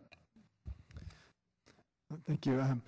So the ordinance does give greater latitude to sellers of fresh fruits and vegetables, but based on our experience with other types of vending which can support economic activity for the city, the current restriction of 30 minutes at a location doesn't work well with sort of the serving the lunchtime crowd or just sort of the practical things that we've encountered and how that's operated when it's operated as it should.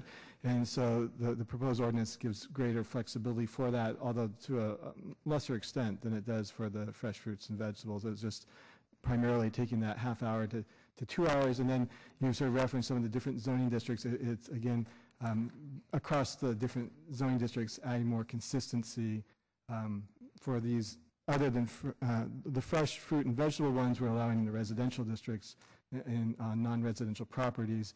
The other ones are limited to just commercial and industrial districts. Okay, I probably didn't ask the question clearly enough. It seems to me, that what we're doing to avoid an administrative permit requirement is important.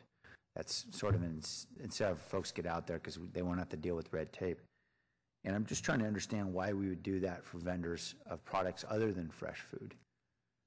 I mean, I got nothing against the ice cream man and the guys selling churros, because Lord knows I've consumed enough of those in my lifetime. But I'm just wondering if, why do we want to be consistent in that case? Why wouldn't we want to say we'll give favored status to vendors of the foods we want to see out there? And require the permit of non-fresh food vendors. Well, that's clearly a policy decision for our council. We were thinking of what would be best in terms of economic development for the city overall. So if we wanted to only provide those provisions for fresh fruits and vegetables, we could. But our regulations were longstanding and anticipated a wide variety of vending in our city. And so that's why we thought, well, we should expand for other products as well. But if it is the will of the council, we'd be happy to come back with a revised ordinance to separate the types of products and have different regulations depending upon the type of product. Yeah, I mean, I'm not looking for anything too ornate. I guess I'm just wondering why, if the purpose of this is about fresh fruit and vegetables, why not just draw a bright line? And maybe, I'm sorry. And just really the emphasis is on fresh fruits and vegetables, and that really opening pretty wide where they can go in the city and really lowering the standards there. And it's a more minor change related to the other vendors, but the types of things that can be sold under fresh fruit and vegetables is pretty limited. For example, at the Planning Commission hearing, we had someone come who sells fruit juice and said, I'm selling healthy foods, but that wouldn't fall under the uncut fruits and vegetables category. So there's just a wide variety of uses. In our experience, again, going from a half hour, they're currently allowed without a permit, to a 2-hour window would probably help us to right-size the regulations.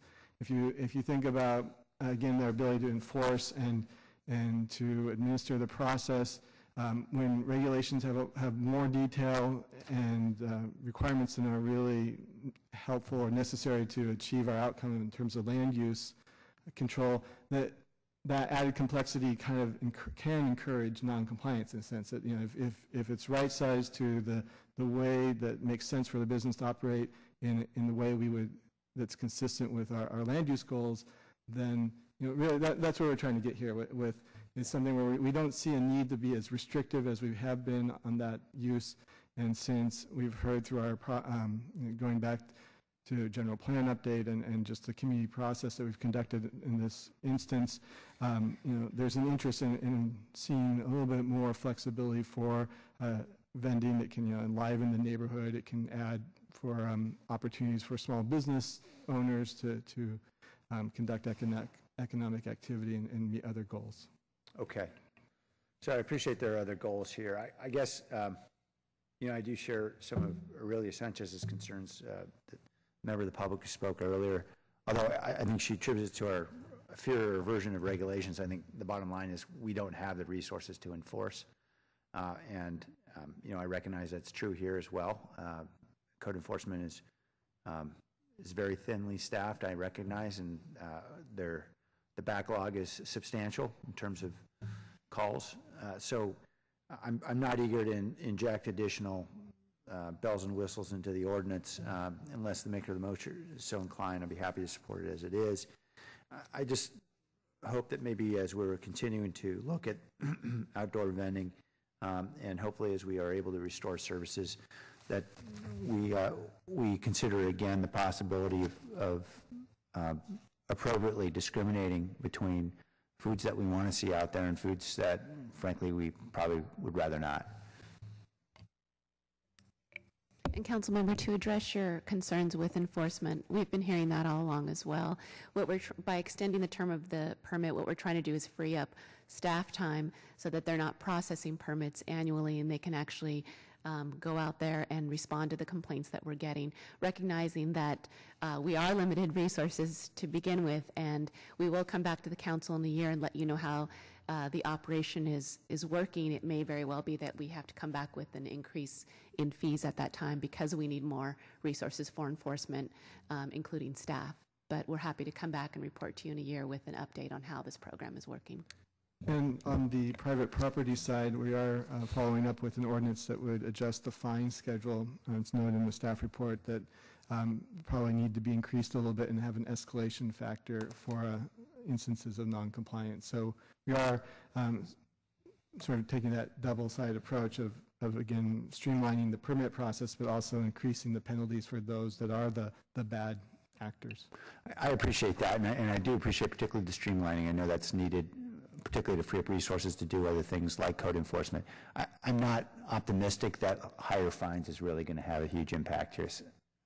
I think often the folks you're finding can't really afford it anyway, and simply having anybody to tell them to stop would be as much a deterrent as anything. But I'm happy to support the ordinance, and let's come back in a year and take a look and see what happens. Councilmember Rocha. Thank you, Mayor. I'd like to thank staff for their work. It's a very good presentation and staff work on this. Also, I'd like to thank the Health Trust, Fred and Rachel, for your work on this. Really appreciate your investment in these issues on behalf of our residents of San Jose. And without you, I think our leadership on this issue would be lacking a little bit. And I'm very happy when you nudge us in the right direction as often as you do. I did have a follow-up question on the item that Councilmember LICCARDO raised when he first spoke, which was the vending and public spaces. And you'd spoken a little bit about background and all those issues to work out. Can you talk a little bit about the timeline for you? When you've talked about the year returning, I'm not sure, I've gotten the impression that that's going to be part of the conversation when you return in a year for an update. Yes, so we, thank you, Councilmember. We actually made a point of putting that in the memo that we would be returning to council to make sure, because it might very well be the case that notwithstanding our efforts to find a balance between regulation and promoting economic viability, we might have to come back and say it's necessary for us to increase the fees for these permits to support the enforcement that we require out there. So we won't know until a year, and we may not know in a year. Things might be still getting up to speed, and we're not sure what kind of changes we're going to see. The plan and hope is that we do enough outreach and education if these ordinances are approved to bring people in, to get them permitted and address a lot of these concerns, and then the staff time will be freed up to go out and do the enforcement. Thank you. And I think I'm probably misunderstanding the scope and scale of that work that you've spoken about, because in the conversation with you and just now, the impression I'm getting is there's a significant amount of work left to be done on that issue. But in the conversations that I've had outside of the staff work, I didn't get the impression that that scale and workload was as significant. If I may, can I ask Rachel to come up and speak a little bit about it? In your statements, you had mentioned at the end about the additional work to be done on the mobile vending side and public spaces. Could you expand a little bit on, as far as you see the work left to be done there? Yeah, so my understanding of the ordinance is that what's being proposed is to allow vending in residential at select sites such as community centers, libraries, parks, only if those sites are privately owned. So the changes that are before you would not impact any of those sites that fall on city-owned property. And if we want to have vendors on those city properties, that they then have to go through a competitive concession agreement, which is a separate process for each of those sites. So our interest has been in looking at, is there a process that we can look at that honors the city's concerns around safety, around background checks, but creates a process where vendors could sell at multiple city-owned sites through one process. The RFP process. Correct. I mean, that would be an RFP process for an individual mobile vendor with his cart who's just selling fruits and vegetables. You'd have to go through an RFP process and compete against other ones to provide. If I may interject, that's actually not correct. The RFP process pertains to public buildings and publicly owned buildings and spaces. Where we're talking about the individuals that you're talking about with the push carts, or even the hot dog stands that are in the public right-of-way, the sidewalk portion of the public right-of-way, those would fall under regulation under Title VI, and those permits would go through the police department permits unit, and that would require a background check. But it's not an RFP process and this extensive backgrounding that would be done otherwise in other publicly owned areas. May I ask a clarifying question? Sure. So if a vendor, say, for example, wants to vend at Roosevelt Community Center, outside the community center, what would the process be for that? That is actually the RFP process. That would be through the city council policy that has specific provisions for publicly owned property. It's not the public right-of-way. Right. So that's the point that we're interested in looking at having further conversations about. And that's a mobile or stationary? It would be anybody vending. Be either or? Correct. And it actually was not part of the direction that came out of the study session or from council. The direction that came out of the study session was to look at peddlers on private property or vendors on private property with regard to fresh fruits and vegetables, and then also mobile vending in the public right-of-way in terms of if you think about the folks that sell the strawberries on the street corners. Mm-hmm. Those were the individuals that we were asked to look at as well, or the regulations pertaining to those individuals. So then as far as the work that you're going to be doing and the investment and support you're providing us on this side and the training and et cetera, is there some interest in, I mean, a year is a long time. I'm getting the impression that you're ready to move a lot sooner than a year. Is this component we just talked about a concern of yours in being able to implement some of the work you want to do? Well, it inhibits vendors from being able to sell in particular locations. So they may be able to vend on the sidewalk outside of a library, moving every 15 minutes unless they get the approved location permit, but they can't be in the parking lot of that library when the library is running a family program on a Saturday afternoon.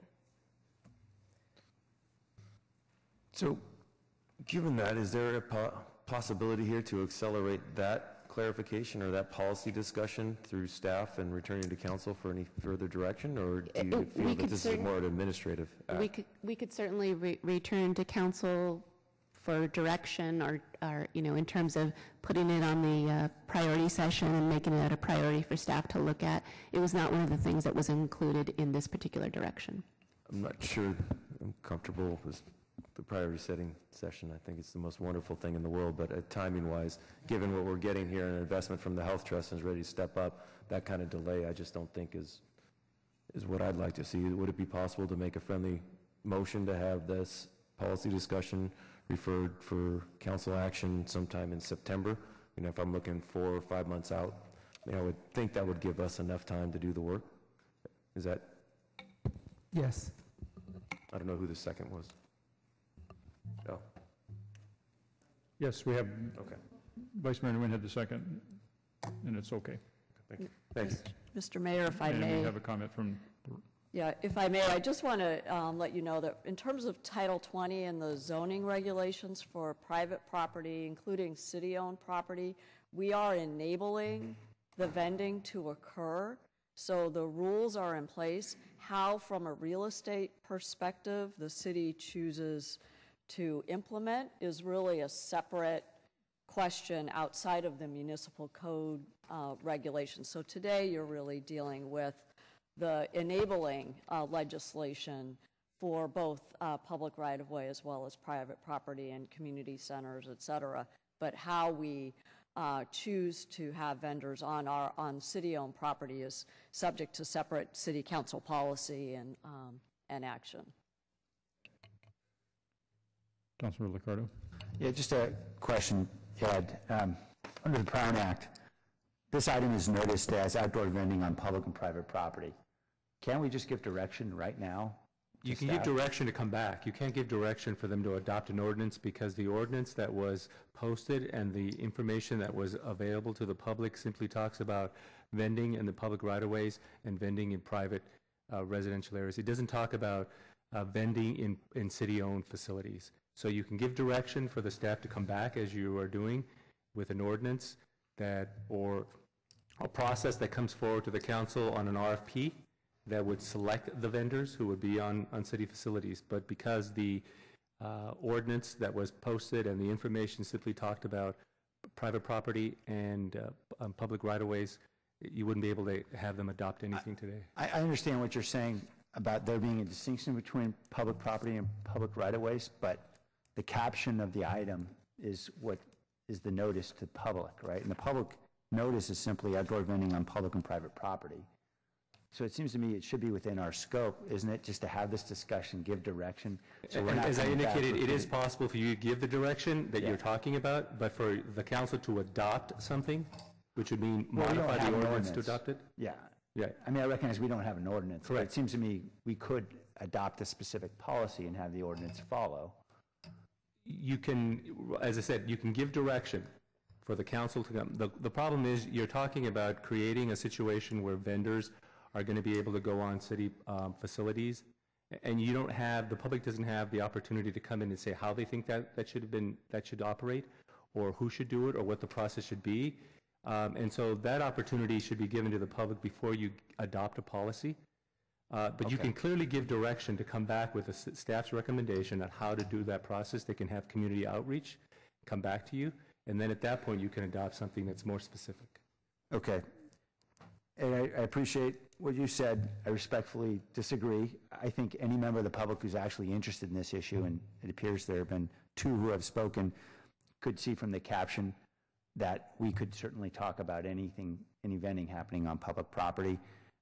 But I recognize the desire to go move otherwise. I just think that we're getting wrapped around the axle on this and spending a lot more time probably than it's worth. And I'd rather just give the direction to move forward. And I indicated you could give direction, which I believe is in fact in the motion, some direction to be given. If I may as well, Mayor. There is a long-standing city council policy, policy 6-16, that was approved by council on May 20th, 1986, that we'd want to look at to the extent that we're starting to think about rules and regulations for vending from publicly owned property. So we would have to consider amending that policy or potentially ignoring that policy altogether. Okay. We have a motion with a friendly amendment. On the motion, all in favor? Opposed? None opposed? We'll approve what's in front of us and give direction to bring some stuff back. That concludes 4.1. Let's take up 4.2. Actions related to the Speckles Force Main Supplement and Pump Station Rehab Project. We have a motion to approve. On the motion, all in favor? Opposed? None opposed? That's approved. 5.1, actions related to adjustment to parkland fees. Councilmember Constant. I've gone round and round in discussions with staff regarding this particular issue, and I'm going to be voting against it because I believe, not because I don't believe that we need to have parkland fees. I just want to explain myself. District 1 has had a lot of fluctuation in land values, according to our parkland fees, that aren't necessarily reflected in transactions of real estate and land in District 1. And I've had the opportunity to talk at length with staff and the consultant who did the assessments, and it really does not make any sense to me, to several of my residents, nor to real estate professionals and assessors that I've spoken to, both in the residential and commercial area, that you can have land in District 1 that's 50% more valuable than land in a real estate zone that is basically isolated around the Almaden Country Club. And the value that has been determined for District 1 is based on one transaction. And I think it's inappropriate that we set fees for an entire year or more based on one real estate transaction that, in this case, I believe is an anomaly. But specifically, if you read the report and talking with the consultant, she even acknowledged that she had to look outside District 1 to find comparables, and she referred to property in District 10 in this one real estate zone around the country club as being comparables, and that helped her determine the value, yet the value for District 1 is 50% more. And I just think it's unfair to residents in District 1. We had this several years ago, and I brought it up. Some of you may remember we had discussions about it. The next valuation in several cycles brought us back in line with everyone else, and this one is an anomaly again. I don't think it's fair or appropriate to the residents of District 1 that if somebody wants to build a granny unit or do a small development, they're going to be paying these high premium fees, and I just don't think it's good, especially with some of the key urban village areas we're going to have in some of the prime urban villages we have are in my district and along Stevens Creek and Winchester Boulevard, and nobody's going to want to build here when their fees are significantly higher, and there's really no basis for it. So I'm voting against it because I think it's the wrong thing for the residents of District 1. I think they're getting, quite frankly, overcharged by a significant amount. It doesn't make sense from my own observations and other real estate professionals' observations, but I also understand we have to have this done this month, and I also understand that I haven't been able to get anywhere with the consultant to change their position. So I'm sure everyone else can vote, but I'm voting no. Councilmember LICCARDO. I share Councilmember Constant's concerns, and I really wonder whether this geographic-based division of pricing is really makes sense. I mean, you could look, for instance, in the downtown and find that the downtown core land where you're building 150 units to the acre is is given the same park fee as a site out in Worcester on the east side of my district, where it's primarily it's multifamily, but clearly less valuable. And it just seems to me that we probably need to rethink this approach, because as we look at sort of equity across the city and where the land values are really more valuable and when they're not, the prices that are showing up simply, in many ways, I think, impede development in poorer areas. I think that's a concern of mine. I think of a lot of empty lots in the Tamian neighborhood, for instance, where there's been interest from developers, but they don't want to pay the fees at that level.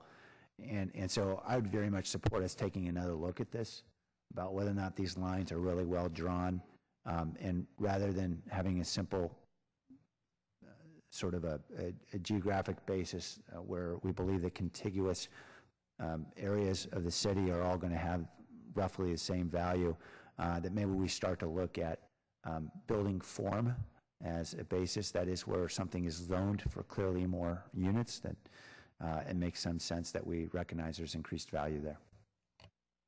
Councilmember KHAMIS. Okay, my objection isn't to the fact that we need fees for parks. I mean, I think we definitely need fees for parks, and I don't even think that the small increase in my district is unwarranted. I think we don't have a bulk of the developments going on in my district. So I am very concerned that our district is not receiving their fair share of the parks dollars. I mean, I've gone back and forth on trying to understand the formula, which I haven't received yet, on how District 10 gets its park dollars. I am thoroughly unconvinced that that it's being calculated in any fair manner. So I'm very torn as to what to do. I support parks wholeheartedly, and again, the fee in my area is not exorbitant, I don't think, as much as other areas. So I would be supportive of it, but I'm not really convinced of where the money is going, because I see my area decreasing down to almost nothing in the next 4 years as far as money from development fees, where I actually see several units going up, homes trading hands, so funds are coming in because we have a lot of sales, and in my district the house prices are significant. I mean, just in Almaden, there's no houses being sold under $1 million. So I don't know why we are not getting more of those fees. So I'd like to ask,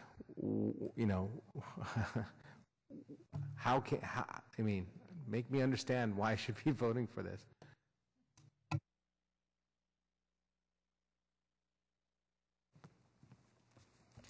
Thank you. Matt Kano, Deputy Director of Parks, Recreation, Neighborhood Services.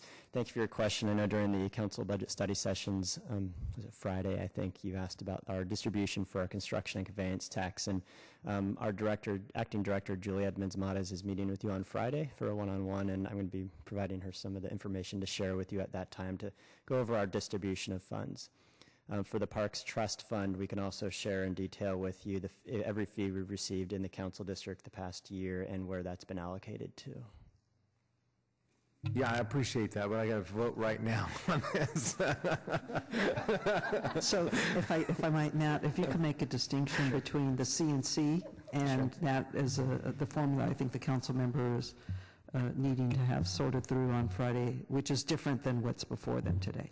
Thank you for that clarification. So there's two major funding sources we have that fund parks capital projects. The first is a construction and conveyance tax fund, and every time a home changes hands, money goes into the city and through the conveyance tax, and that has distributed 64% of that goes to parks improvements, and that's the distribution that we'll be talking with you on Friday and sharing about how that goes to the different council districts.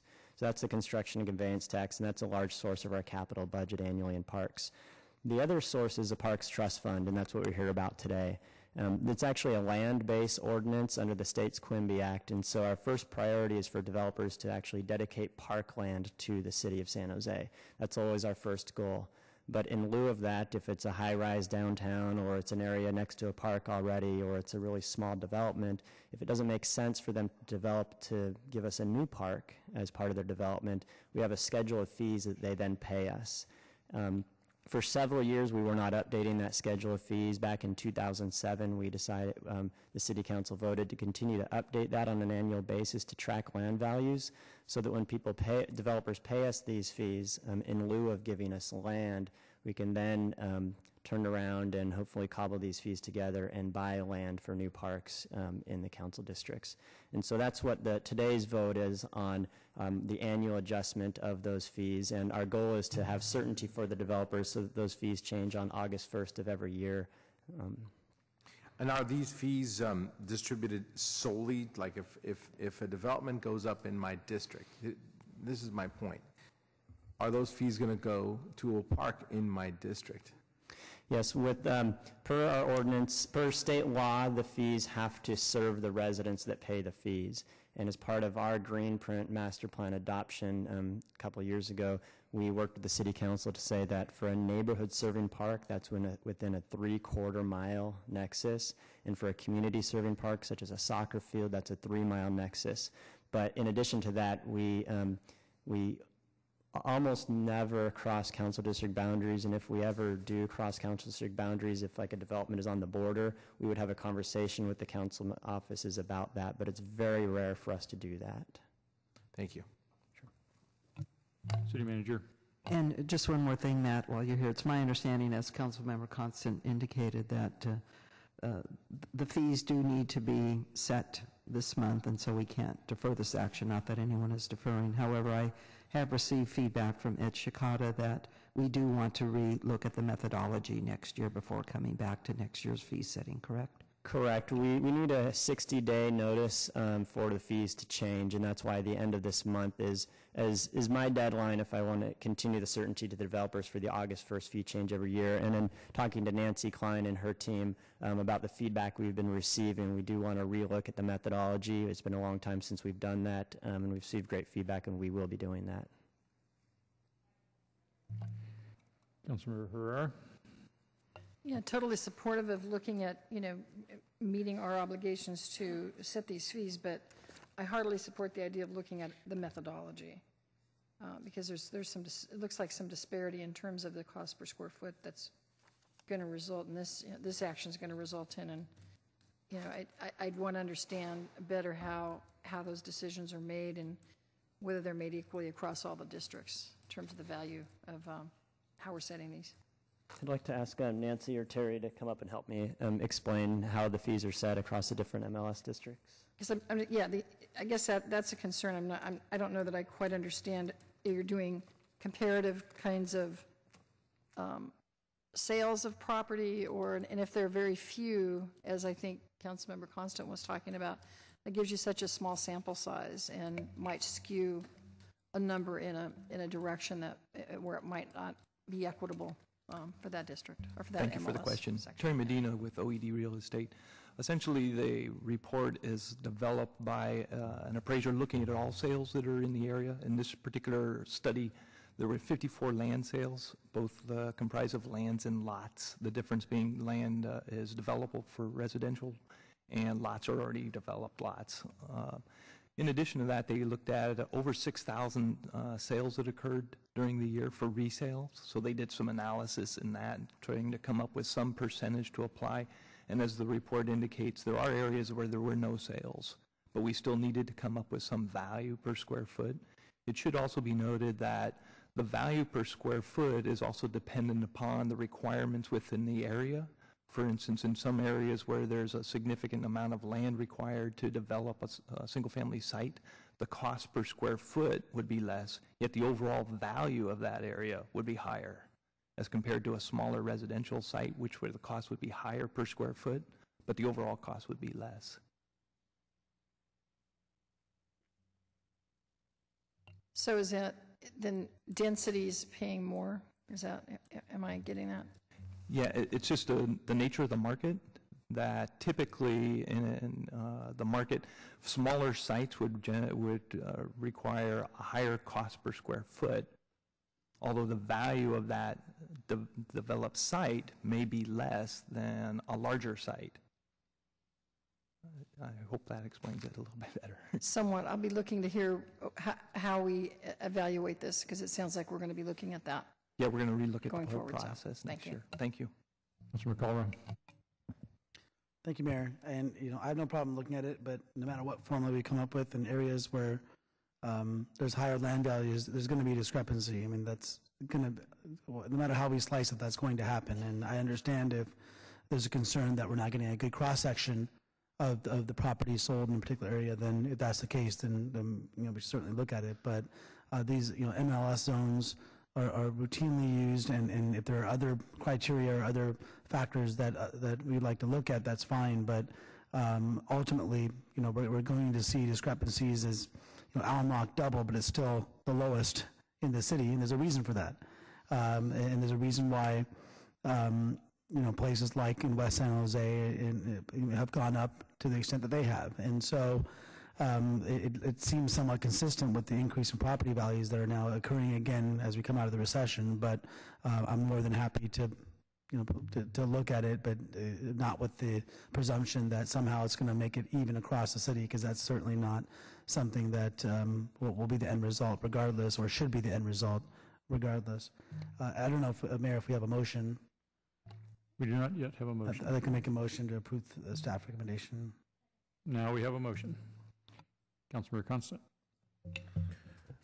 Thanks. I agree with a lot of that's been said, and Ash, I agree. There'll never be a time when our city has equal land values. I think what concerns me more is the pendulum seems to swing very far in my district because of a small number of sales. And we had a point where the market in San Jose, I don't think the homes in my district swung due to the downturn in the economy much differently than percentage-wise than in your district or in Pierluigi's, and came back in the same manner. Yet at that time, I went from having, I can't remember the number, but significantly higher parkland fees to being on par with your districts, and then going back up 50% above other areas. And that's the part that I'm uncomfortable with. And the MLS zones are nice, but they don't come even close to our districts. Yet we're drawing lines on our districts. And as Sam pointed out, you end up sometimes with a vicious cycle. In my district, we happen to have the least parks by any measure, whether you do it by acreage, by number of parks, by per capita, however you measure it. District 1 has the least amount of open space. And then we get to a point where the fees are out of proportion with everywhere else, so people can go just a few blocks over and build in another district, and we still don't get the parks, because even though sometimes our council boundaries are a bit arbitrary, as was mentioned, we don't spend that money in other council districts. So you keep getting this cycle of, like in some portions of Sam's district. So I agree. If there's a way we can look at the methodology, and I don't know if your motion contemplates the direction to look at the methodology, but I think there's better ways to do it. For example, you may remember just 2 weeks ago, maybe 3 weeks ago, we voted to sell a parcel of city property in my district that was going to be developed into two, maybe 3 units were going to be put on that. Our sale, the money we realized from that, was 1/10 of the land value that's being reported for land values in my district. And that's a site that was sold 4 units to be put on it. And that's the problem I have. I can't just reconcile it. So hopefully that's part of the motion to continue to look at the methodology and see how we might be able to do it. Yeah, I have no problem. I think we should always be looking at things like this, especially it sounds like if we can do more of even if they're more of a smoothing or a more of a realistic look at how property values are fluctuating. I think that we'll let our staff take a crack at it, and then we can revisit it, certainly. Okay. And I would encourage taking a look at how Sam mentioned in the different types of uses. And I think he gave a great example. Someone out on the eastern edge of his district pays the same parkland fees as a person building in the most expensive part of our city in the downtown core. And I don't think that's equitable or fair. And I still come down to, I just don't think we as a government agency can in good conscience set prices for everybody, fees for everyone based on one transaction. I have one request from the public to speak. Let's do that now. Chrisanne Giles.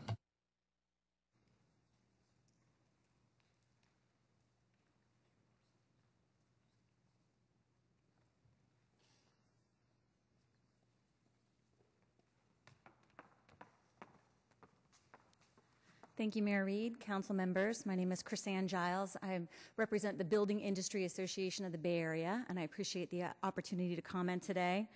I appreciate the work done by staff, in particular Matt Cano. He's been a pleasure to work with on this issue. Staff's allocation of the collected park fees increased by 15% over last year, but there's still a significant amount to be spent. Along with Councilmember KHAMIS, we would urge you to spend the almost $80 million that have been collected for this park fee. The very base of this ordinance is to acquire and build parks. And I find myself in an interesting position to encourage you to spend more. Some of the park projects on the list have been on there for over 10, sometimes 15 years. So along with the comments by council members Constant, LICCARDO, and HERRERA, we would like to touch base on the land value data used to justify the park fee increase. It seems to highlight an interesting problem with San Jose's new general plan and the policy direction to alter the city's jobs housing balance. If you look at the residential land survey, over the last year, the cost of land in North San Jose went from $50 to $70 a square foot. It jumps to $110 a square foot and then $180 per square foot on the last two land sales. While the type and density of the development in North San Jose has remained relatively constant, these most recent residential land acquisitions doubled and then tripled the cost per square foot for residential development in North San Jose. Since these are the last residential projects that will be approved until the phasing cap in North San Jose is reached, it would seem that the cap has created an artificial land shortage, influencing the price of land for the most recent residential projects planned for North San Jose. And that will continue for the next 10 to 15 years in North San Jose. This is supported by the historical data as well. In 2007, arguably the very height of the housing market, land values in North San Jose were $70 a square foot. Today, you're approving a fee of $90. While generally the market has improved, we know that it's not bounced back to 2007 conditions, and that may be a good thing. Since we're about to have a conservation on housing affordability, the BIA feels it's important to understand the impact the general plan phasing may have on land value and that relationship to the high cost of development in San Jose. These caps are proposed throughout the city, and there is a growing interest in considering additional metering of residential permits beyond the caps, which would further limit the supply and impact land values. Some caution should be considered as these rising costs also impact the city's ability to attract commercial and office investment. As you have pointed out, there are several problems with the fee increase. We would recommend that you keep the fee at the current level until the new methodology could be established. Thank you. That concludes public testimony. If we're going to have a new methodology, let's consider market corridors, smoothing, phase-in, and rolling amortizations. That'll make it really simple. We have a motion. On the motion, all in favor? Opposed? None opposed. Motion is approved. One opposed. I'm sorry. Councilmember Constant opposed. Did I miss anybody else? All right. One in opposition. Motion is approved. The next item is 6.1, actions related to the reimbursement of costs for sidewalk repairs.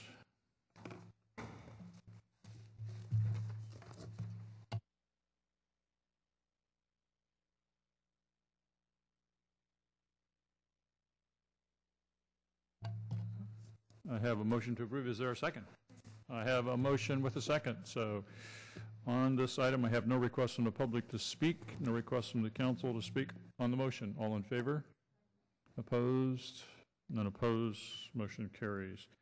6.2, administrative hearing and request for subcontractor substitution for the 6938, whatever that is, to the 2010 STP resurfacing and rehab project. Has something to do with streets and surfacing. Staff's going to tell us what that is. Mr. Mayor, I have a brief presentation. I'm Hans Larson, Director of Transportation. With me is Dave Sykes, Director of Public Works, and Kevin O'Connor, Deputy Director for Transportation Infrastructure Maintenance. The purpose of this item is to conduct an administrative hearing on the request for a subcontractor substitution and a related protest. By the way of background, last summer, the city awarded a contract to Pavex for the resurfacing of multiple streets around the city. Most of the paving work was completed last year until early winter weather suspended work until this time. There's one street segment that remains to be completed under this contract, and that's a portion of Heading Street from the Guadalupe River Trail east to the 13th Street area. I'll turn it over to Kevin to summarize the contracting issue and then turn it back to the mayor to conduct the administrative hearing. Thank you, Hans. Again, my name is Kevin O'Connor. I'm a deputy director with our Department of Transportation. Before I summarize the case, I'd just like to give the council a little bit of background in terms of the process today. Contractors who bid on city projects are required to list the subcontractors that they intend to use on the project. Once awarded the project, the successful contractor is then required or obligated to use those listed subcontractors. They can only supplement, substitute, or replace those contractors if they receive consent by the city. In reality, this occurs quite often, or it's not uncommon that it occurs. In most cases, the decision to substitute a subcontractor is decided between the contractors and with city staff. Unfortunately, in this case, we were not able to reach a resolution, and the city council is required to make a determination on the request today. In this specific case, we contracted with Pavex to perform our resurfacing project. They listed Dillard Environmental Services as a trucking subcontractor on their project. As the paving process progressed and the paving needs and trucking needs increased, Dillard was not able to perform and provide the needed trucking services to Pavex, and Pavex requested a substitution of the subcontractor. We have reviewed their requests and their information and determined that it is warranted and that Dillard did not adequately perform their contract, and are recommending to you today that the substitution be consented to both retroactively and in the remainder of the project. I did have conversations with both contractors this week, and there was an indication that they would both be here today. However, Mr. Mayor, this morning I did receive an email from Dillard indicating that they did not intend to show up. All right. So let me just double check. Is there anybody here from Dillard Environmental Services that wishes to speak? I see none. We do have a request from Granite Rock Company, which I think is Pavex. Alec Ching would like to speak.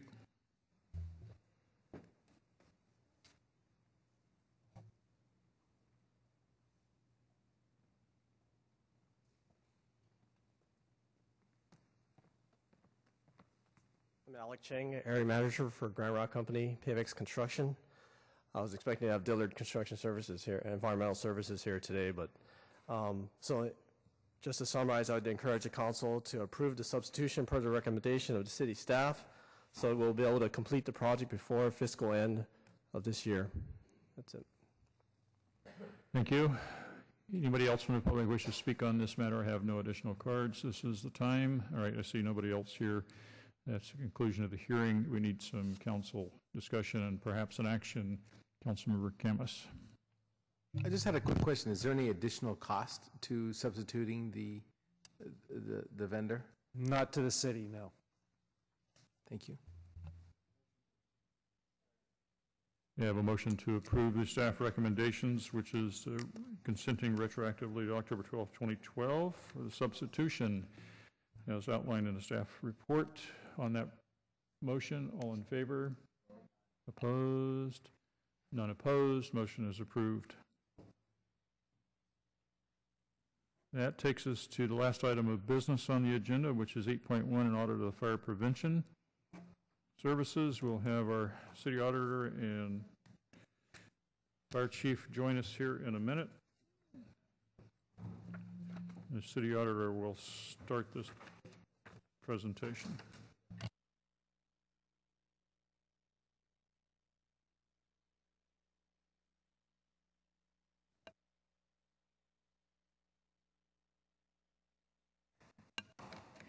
Thank you very much. The San Jose Fire Department is not only responsible for responding to fires, but also has a key role in helping to prevent them. Although a very small percentage of fire department staffing and expenditures, the Bureau of Fire Prevention is a leader of those efforts. This audit focused on the fire prevention services provided by the Bureau of Fire Prevention's Fire Code Compliance Division and related fire code inspections performed by fire station personnel.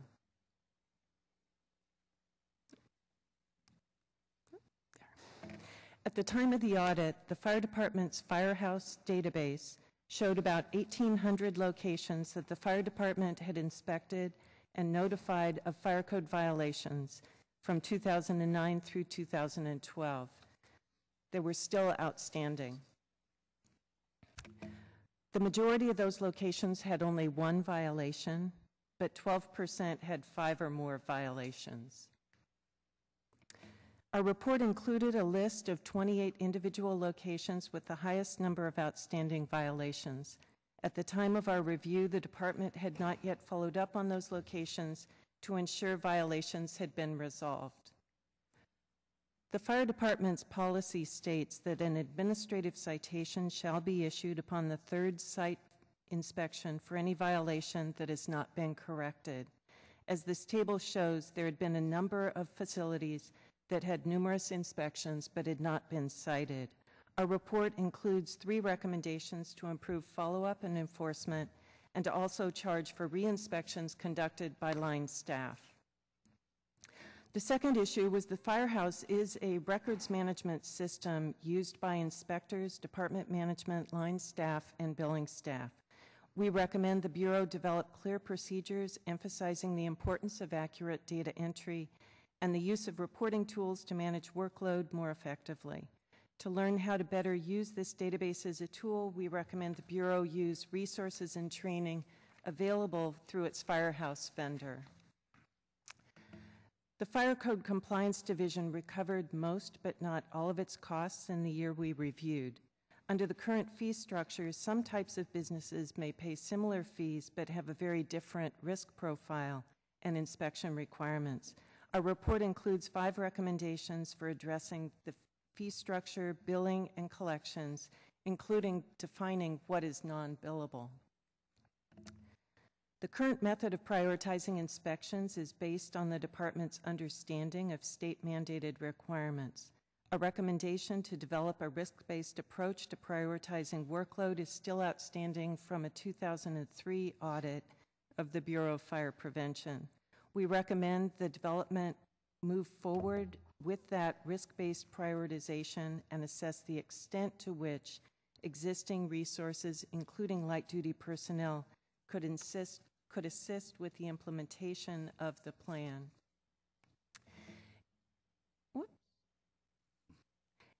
In fiscal year 2010-11, there were 927 structure fires in San Jose. 79% of those were in residences, including 452 fires in 1 or 2 family residences and 274 fires in multifamily residences. San Jose is consistent with national trends regarding where fires occur, and data from the National Fire Protection Association indicates that fire deaths per million population are lower in San Jose than elsewhere. In 2011, San Jose had 3.1 fire deaths per million, compared to 5.2 million in the western United States and 9.6 million in the United States overall. Nonetheless, over the 3 years prior to the issuance of our report, there were 9 fire deaths in San Jose. 7 of those were in multifamily residences. Given that, we recommend targeting public education to multifamily properties. What? I did it again. I'm sorry, I can't seem to get the thing to work. Public education is a key component of fire prevention strategies. The risk of dying in a home structure fire is cut in half in homes with working smoke alarms.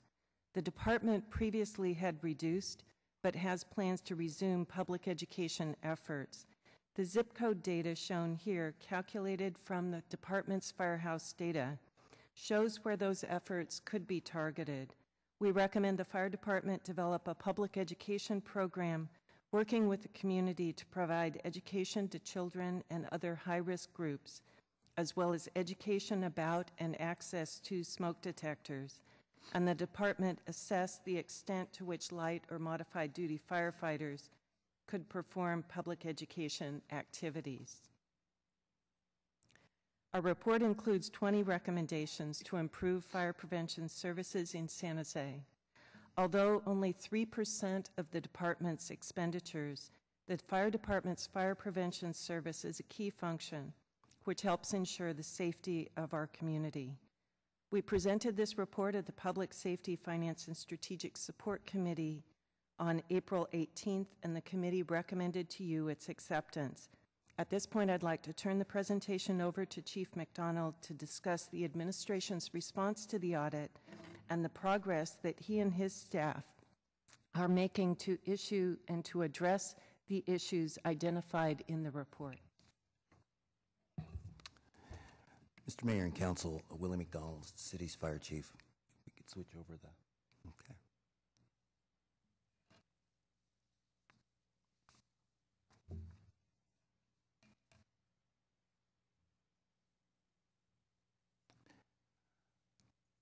I would first like to thank the Auditor's Office for the work that was done and the collaboration between the department staffs. It's just a recap of the audit's findings, and I'd like to go through the actions that the department's taken in the time since the audit and will continue to take in moving forward on this issue. The department's developed an action plan to ensure that we have defined re-inspection guidelines for all of our personnel. We've taken action to ensure the full implementation of our records management system, our Firehouse software, and we needed to go back, and I'll talk about this a little bit more later, but make sure that all of our users have the adequate training to ensure that the information that's going into the documents or the database is accurate and complete. We need to provide the training on a sustainable basis to ensure that we continue to have accurate and complete information, improve the program security so that reports that have been entered cannot be changed without the appropriate level of security, and that we have good training and documentation on the analytics so that we can make sure that we can use the data in a very effective way. We have provided staffing, full staffing in the Bureau. At this point, we had lost over the years quite a bit of time, lost time in the capacity of the resources that were assigned to the Fire Prevention Bureau, but we at this point are at fully staffed.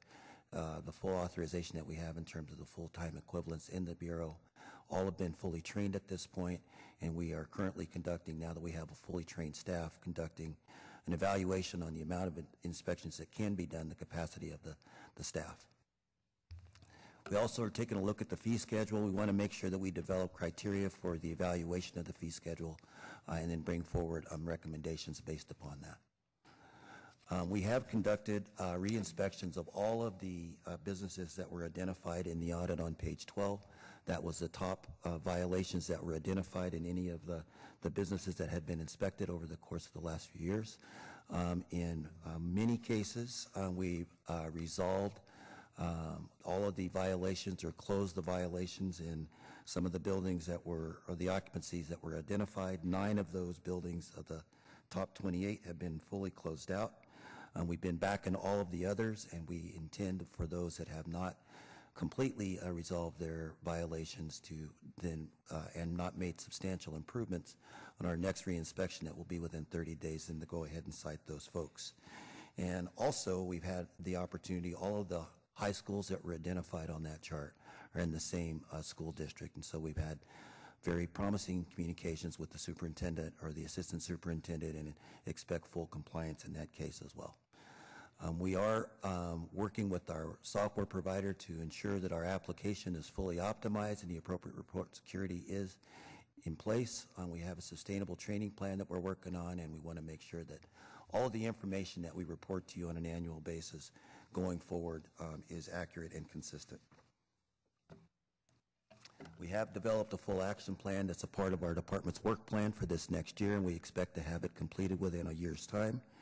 We will have a consistent, and we do have started to work on the consistent reinspection policy and procedure, and as I mentioned, we have a fully trained Bureau staff.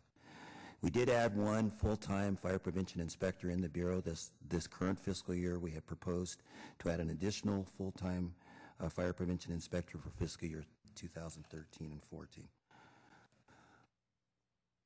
We will consistently, and we do consistently, record and maintain the inspection rates of all of the inspectors in the Bureau, as well as those that are out in the field. And I might mention that more inspections are done by field personnel than we have done by the inspection staff. However, the complexity of the inspections that are done by inspection staff is very high.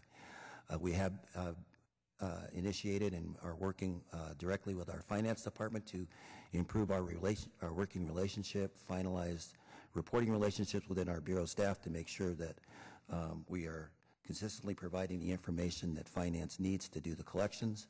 We have ensured the appropriate separations of duties, and we wanted to make sure we are at a point where we've just about been able to fill all the support and administrative positions within the Bureau. And as I mentioned, we will develop a fee schedule evaluation criteria to move forward. Some update on some of the violations that had been identified. I want to, in full disclosure, admit that there had been some software and reporting concerns. As I mentioned, that we trained staff back when we implemented Firehouse software. We haven't really provided comprehensive training in the time since then, so we were concerned that some of the information may not have been complete, some of the information may not have been completely accurate, and in addition to that, some administrative actions we may have taken that may have caused duplications or deletions, both in favor of and against the information that was provided. We did rerun the report that was run through the audit, and I mentioned to you that we have cleared several of those violations, and in fact, in the case of the 28 highest buildings with violations, we were able to clear 370 of those violations of a total of 499, so we reduced those violations by 74%, and as I mentioned, all of them have been re-inspected. Those that don't clear in the next re-inspection that we do will be cited if we haven't seen significant improvement in their progress.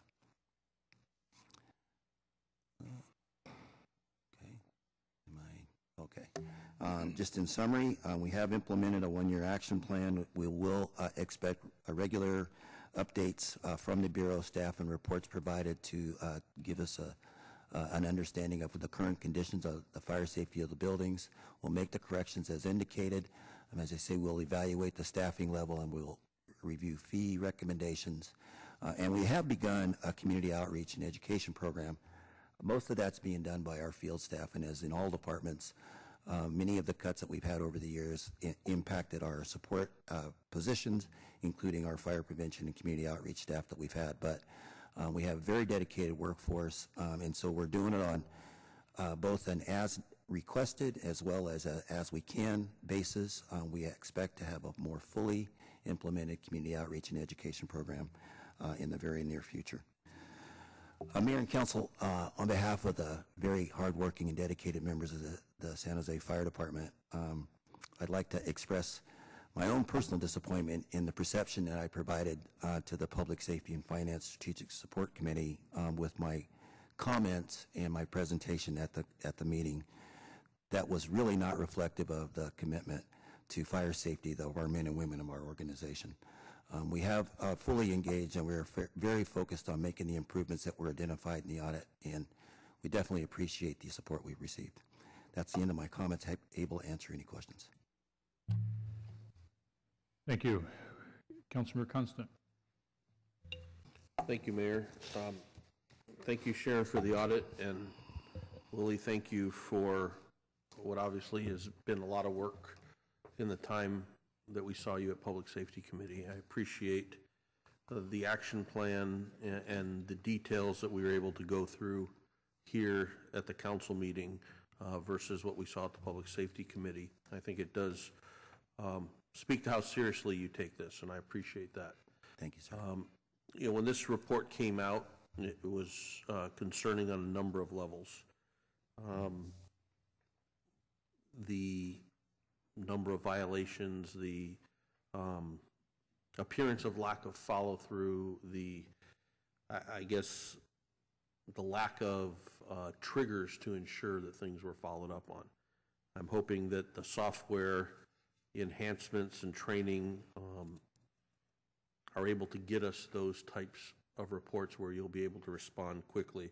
I know I had a brief discussion with the chief, I think it was yesterday, about public records requests that I've been copied on, and I know is going to come to the Rules Committee on Appeal here in a couple of days, either tomorrow or next week, because residents trying to get information that we're unable to provide. And it concerns me if we have a system that doesn't allow us to easily respond to what seemed to be a pretty basic request for information, and information that obviously we were able to get for the city auditor. So I appreciate the ability to go over that with you yesterday, and hopefully we'll work towards resolution of that.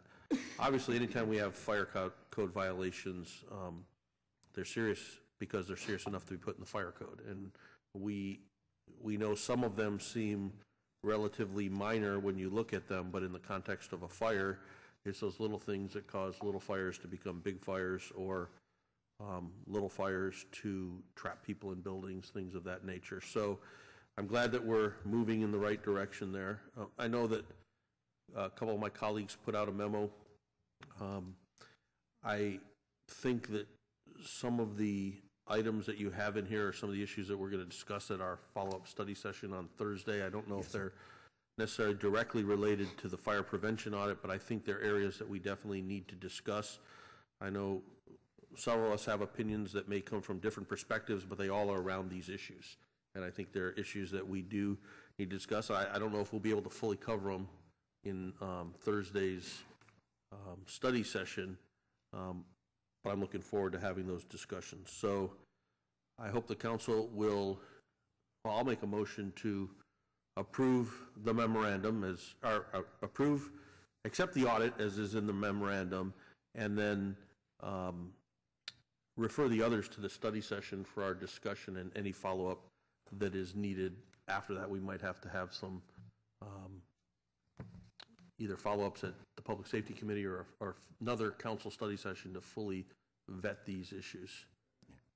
And then we have a motion to accept. I just want to make sure we have an audit, and then we have the response to the audit. I assume the motion contemplates approving both? Okay. Yes.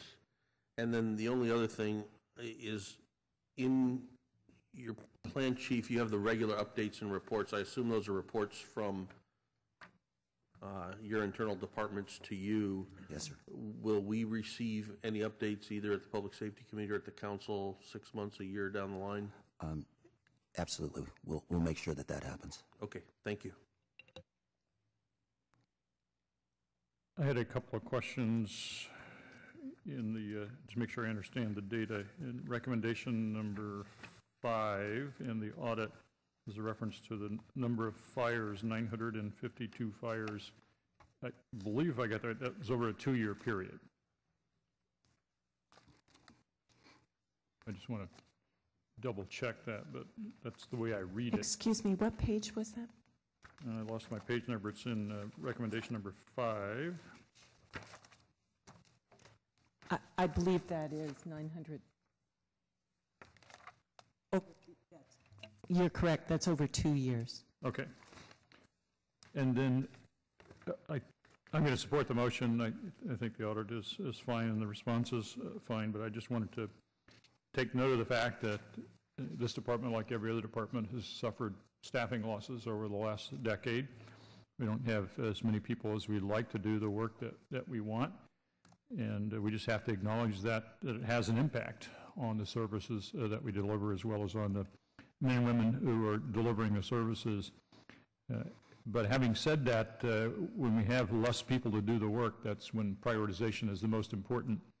And we've seen the chief and the department prioritize on the firefighting side and emergency response side. And so I think we're just going to have to prioritize some of this preventative work as well. I was in New York City a couple of months ago meeting with Mayor Bloomberg's staff, and they have 900,000 structures and 200 inspectors, which doesn't seem like a lot for 900,000, but then you think about San Jose, we probably have 300,000 structures and a lot less than 200 inspectors. So we don't have a lot of inspectors here to do a lot of work if you include all the structures in the city. Now, they have, I suppose, a lot more housing units in those 900,000 structures. But still, they were using data because they had to try to prioritize their inspection services. But they were going way beyond the kind of data we've looked at here and comparing all sorts of other data that the city has, knowing that there's a strong correlation between places that had outstanding code violations for other reasons and the probability that they were going to have a fire there. And so they looked at that data, and it's pretty sophisticated data analytics, but it is the kind of thing that can help us prioritize the work. And so hopefully we'll be able to get more use out of the data that we have to prioritize it, because you clearly do not have enough staff to do all of the inspections that you would like to do. Right. And everything's not going to get inspected every year. We just can't do that. So prioritization is a key thing, and I think the auditor's recommendations are a good start. Councilmember Campos. Thank you, Mayor. And so, just so that I'm understanding, Pete, your motion is to have further discussions on portions of the memo on Thursday. Some of the issues, response times, damage to structures, loss of life, and so forth. I think those issues match up with what we've already asked to come on Thursday versus being directly related to just the prevention audit here. Okay. No, I'm fine with that. I just, what I don't want is this to be lost on, it's another audit. Obviously there's some results of some of the actions, the council has taken in terms of staffing and, and so forth. It's important that we really understand the cause of why there's so many structural fires that have had more injuries and loss of life over in the recent years than we've had before. And Sharon, when you were in my office talking to me about this, one page just jumped out at me. That's page 46, where we had the numbers of the zip codes that had the most structure fires, and 37% of all structure fires are in 5 zip codes. And what really jumped out at me is, about 6 months ago, we were here with the county talking about realignment. Those same 5 zip codes, those are the same 5 zip codes that folks are getting released to, which basically, if you even dig deeper, the United Way identified these red zones, and these are basically poverty zones. And these same zip codes make up most of those poverty zones. And so, as we're talking about prevention, we used to have a very thorough outreach and education program to our schools, to community centers, and so forth. And all of our zip codes in our city benefit greatly from prevention. But when you look at zip codes that have a number of structures that you have illegal uses of structures that are they're garages not intended for anyone to live in, or illegal conversions of different structures, or even full constructions of different structures, we find them in these zip codes. So as we start our discussion on Thursday, I think we really need to have a fruitful and honest conversation about getting to preventing what we're seeing here in these statistics. I think on another note, I took a drive out yesterday afternoon up to the Highlands neighborhoods, behind the golf course, the East Foothills. And this 95127 zip code could easily triple or quadruple, because that is ripe for an Oakland Hills type fire. The shrubbery and trees that are around there. I didn't realize that. You've got a lot of dense shrubs that are so close to these different houses that they can, and the roads are so narrow that we need to make sure that we're looking at how to, that we're prepared for something like that. And so, I look forward to the conversation on Thursday. Thank you. Councilmember Kalra. Thank you, Mayor. I don't have much more to add to that, except that the only thing is that that every year when we talk about during budget and we talk about it in terms of numbers and resources, I think it's also important for us to know what those resources mean in terms of the fire department's ability to respond. In terms, oftentimes there's discussions about staffing on a truck or an engine, and without really thought as to what all those different tools mean. And the ability for them to respond in a given time, what all that means, and correlating it to what's happening real time in our city. I think it's not as simple to say we have X number of firefighters in our department, or X number of lights on in our fire stations, or X number of trucks and engines, but from a real-time perspective, including now the implementation of squads and what have you, how are we able to respond, and what are the gaps that we have based upon the cutbacks and the maneuvering that we've had to have done in order to make sure there's at least basic coverage around the city.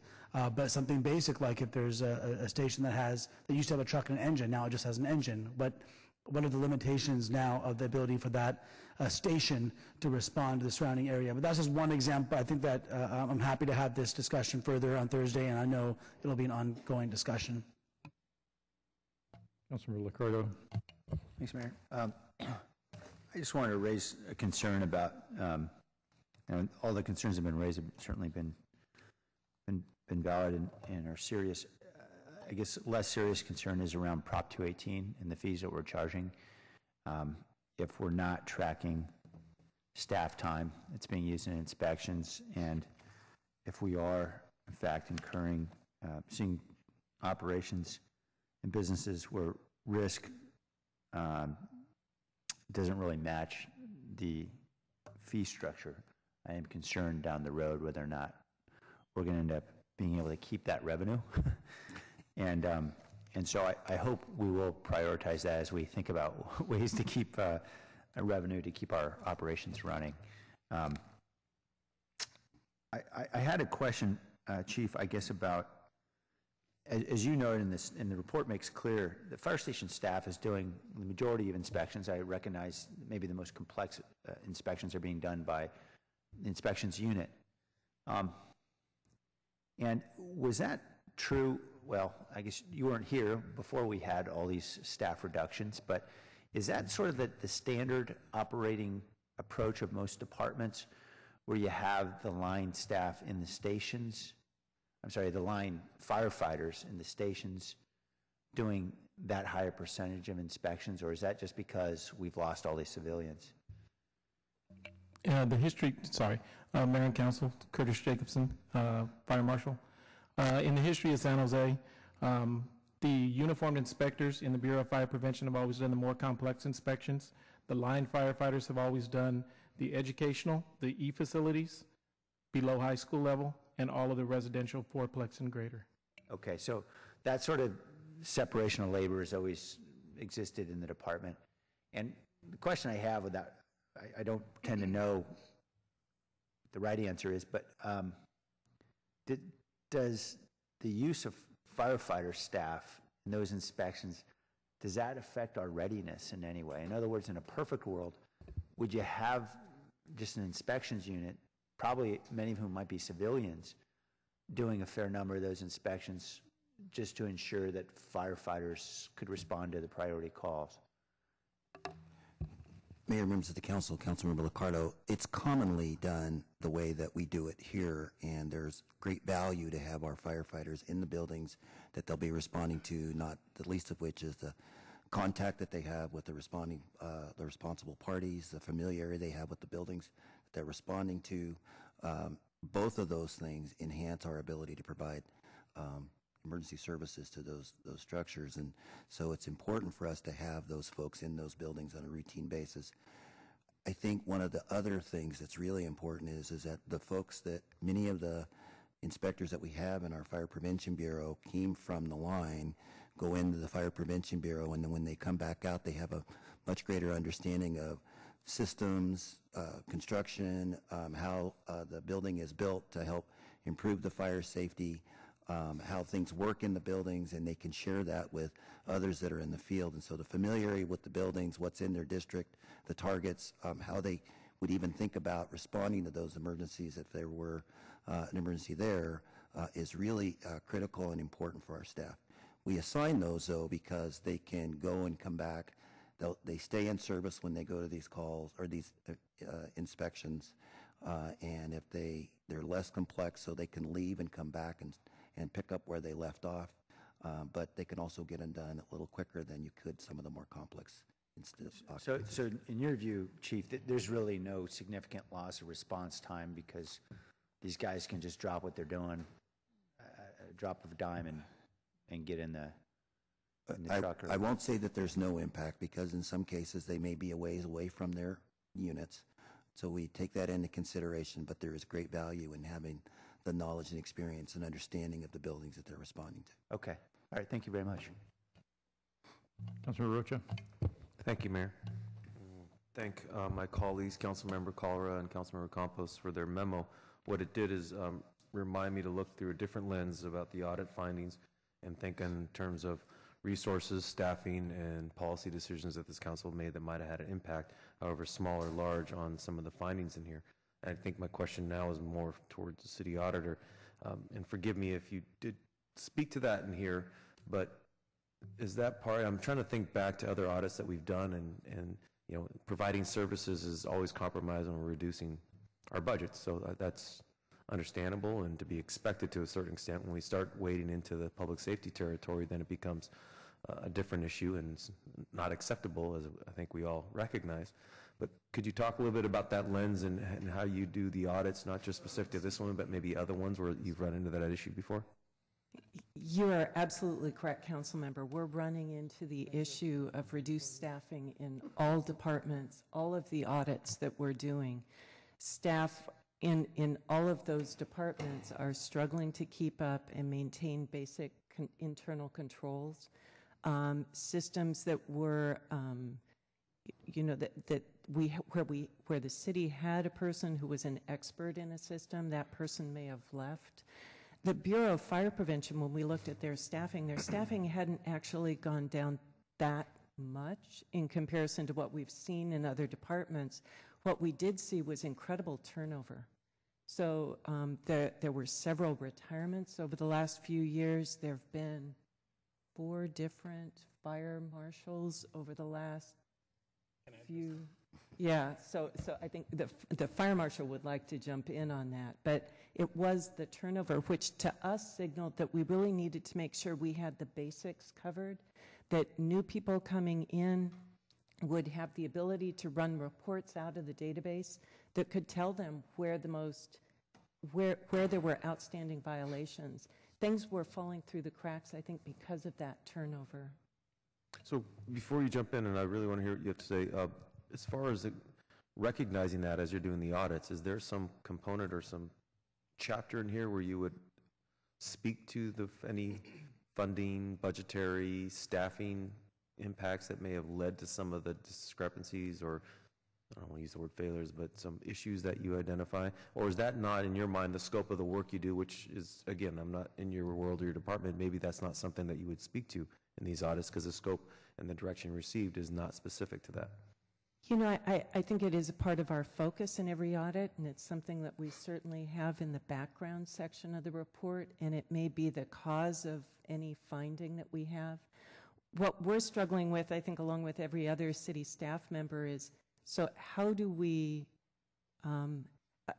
improve what we've got so that we can continue to deliver service? So we're going into a department, like every department, it's been reduced, there's a lot of turnover. So we're looking for solutions to that.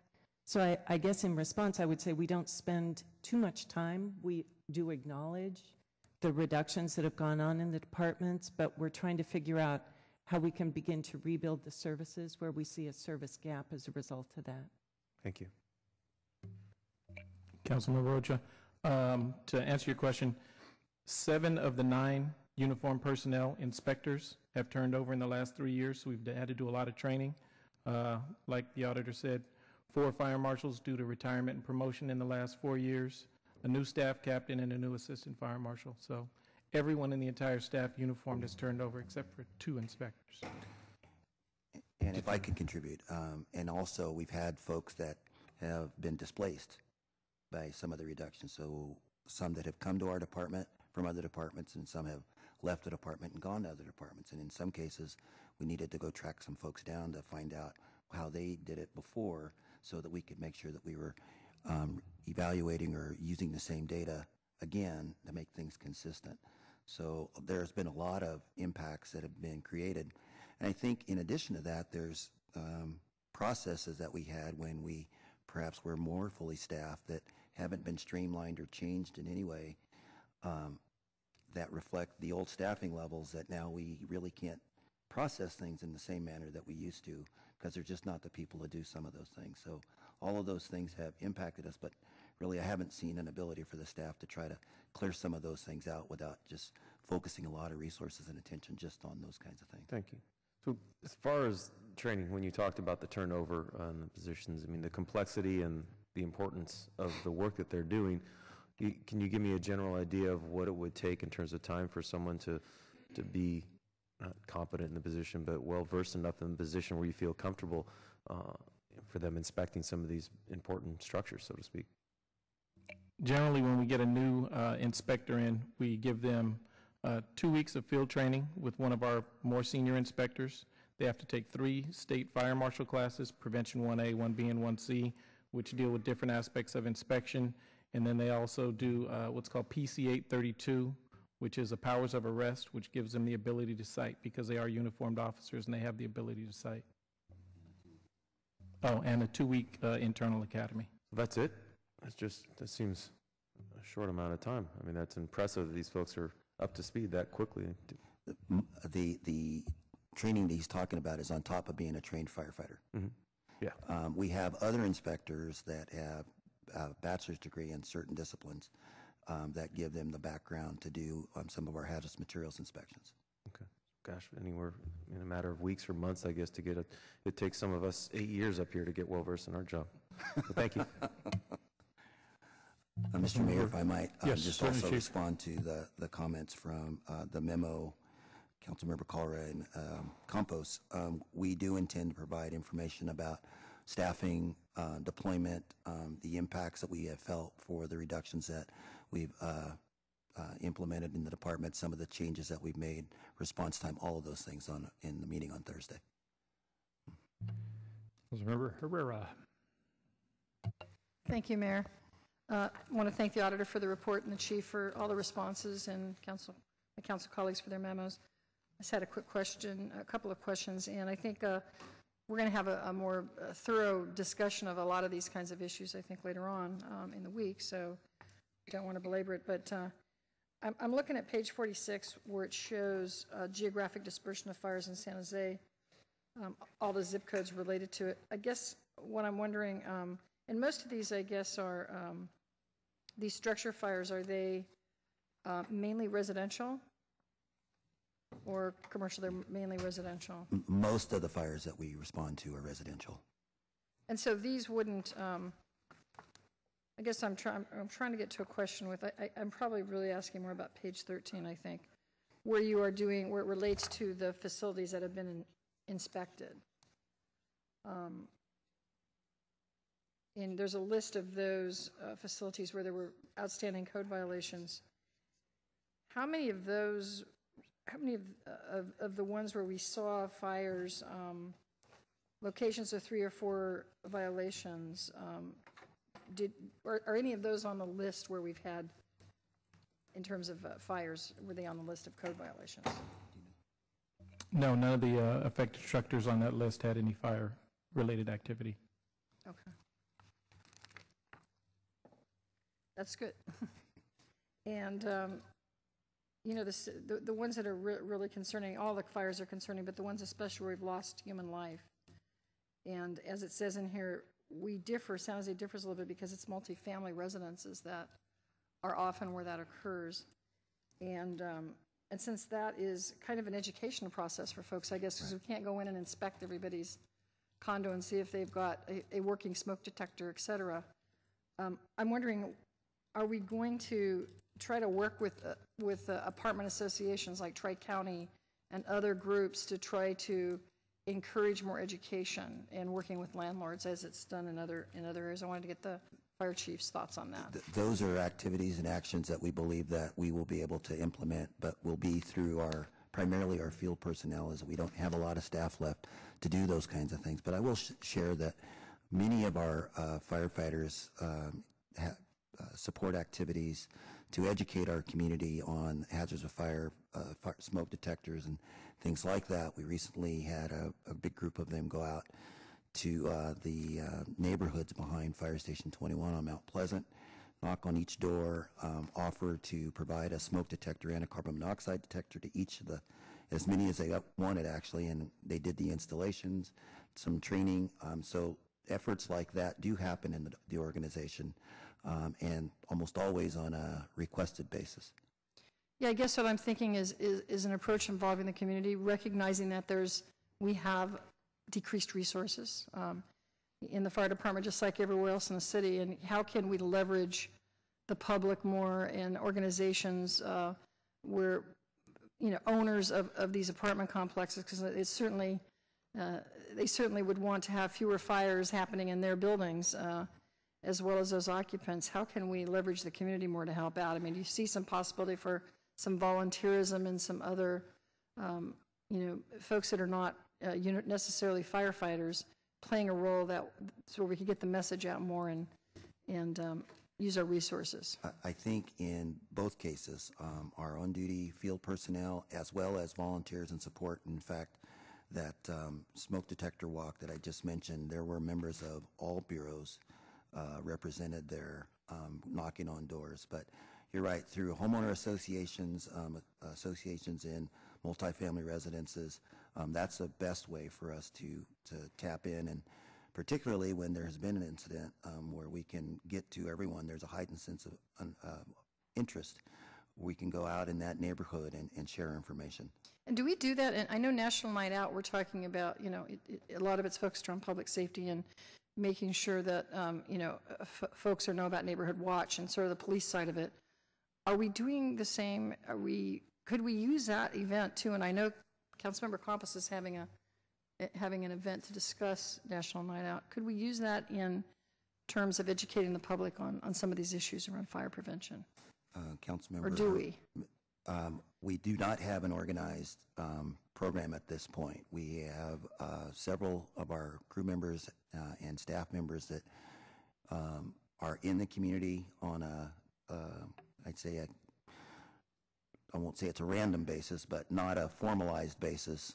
We are working to develop a program where we can get out in the community more often this year, and actually in the last couple of years we have been very active in National Night Out, but this year we actually already started the planning phases to make sure that we have a very high presence in the community that night and nights around that as well. Yeah, I know that I meet firefighters every year at National Night Out, and the kids, you really enjoy having the trucks come out and meeting the firefighters. And last year we actually had a fire that it happened at the same time, and so they were busy putting out a fire that happened near one of the National Night Out sites. But I was thinking, in addition to just meeting the firefighters and getting to see the equipment, I think it would be really good to have some educational component, especially where there's areas of these multifamily dwellings, because I think prevention's the ultimate thing, obviously. We need our firefighters to get to be there to put out fires when they start, but I think all of our goal should be prevention as much as we can to protect property, life, the life of our residents, as well as the lives and safety of our firefighters too. And this was again brought to me, especially in the last few weeks when we saw the grass fire out across from East Ridge. That was a very compelling moment for me in realizing how much we really need to get the word out to our residents. And I know some of the folks that are out there manning and womaning staffing that fire were telling me that they were going to use that event to publicize. We're going to try to get the local media to publicize that particular event to stress the need to cut down the weeds, vegetation, do those preventative things. So I guess prevention is really on my mind right now as a result of seeing that and just some of the numbers I'm seeing in here. I will just share, though, that like in many U.S. cities, our largest number of fires and our largest loss of life is in single-family residence. And it's our least ability to, we have the least enforcement authority and least ability to create changes. So there's lots of efforts by our folks. I say they're not formal, but we are out a lot in those neighborhoods trying to talk to folks and educate them about fire safety and smoke detectors and all of those things. Well, I look forward to continuing that effort and put maybe some more formalized things that we can do together with the public and the fire department and organizations. Thanks. I have a question for our city auditor on page 46 is Exhibit 12, a geographic dispersion of fires in San Jose. Would you be able to run the same sort of dispersion graph for medical calls? And if you laid those two together, how does that relate to how we staff and manage fire stations? So our fire stations are kind of geographically dispersed based on time to get to someplace. But yet, I'm looking at this geographic dispersion, and there's 25 times as many fires in 95112 compared to 95139, and lots of differences in between. And so as you're thinking about the fire department of the future and how we're probably done building fire stations, but how we distribute the equipment into people, how does the geographic piece of this and the demand fit into that analysis in terms of prioritizing the work? Mr. Mayor, members of the council, we use 3 criteria to determine where fire stations should go. The first is distribution. That's, the location of those fire stations in terms of their ability to cover geography, response times, things like that. The second is concentration. That's the hazards or the density that you might find in those areas. And I'm thinking that many of these areas are very highly densely populated, lots of people and lots of structures. And so you see a higher call volume and the need for more resources more quickly when you have that level of concentration of demographics in buildings. The third is reliability, and that's the call volume or the reverse of the call volume and the ability of a company to respond to calls in their first due area. The activity level of a company, the busier they get, the less available that they may be for future calls. And so what happens is that you see the next nearest, or maybe even a company from a further distance away that would be responding to several of the calls that you might have in a particular first due area. When that happens, it of course will take longer for those companies to arrive, and the time that has elapsed from the time when we called and the time we arrive, creates more challenges for us to be able to resolve.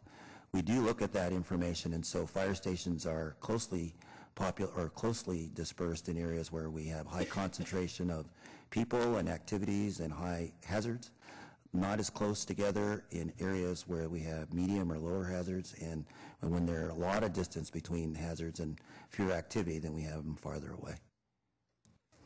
And so, City Auditor, were you able to chart medical calls as well as fire calls on a geographic basis? So this was Allie McGinnis, who's sitting behind me, actually had a friend of hers help us run a script so that we could do this. So the city's databases are not conducive to doing this kind of analysis right off the bat. So first off, there weren't zip codes associated with the data. So we had to parse addresses and then parse zip codes and then sort by zip code. So it was a one-off kind of a thing, which we can do during an audit.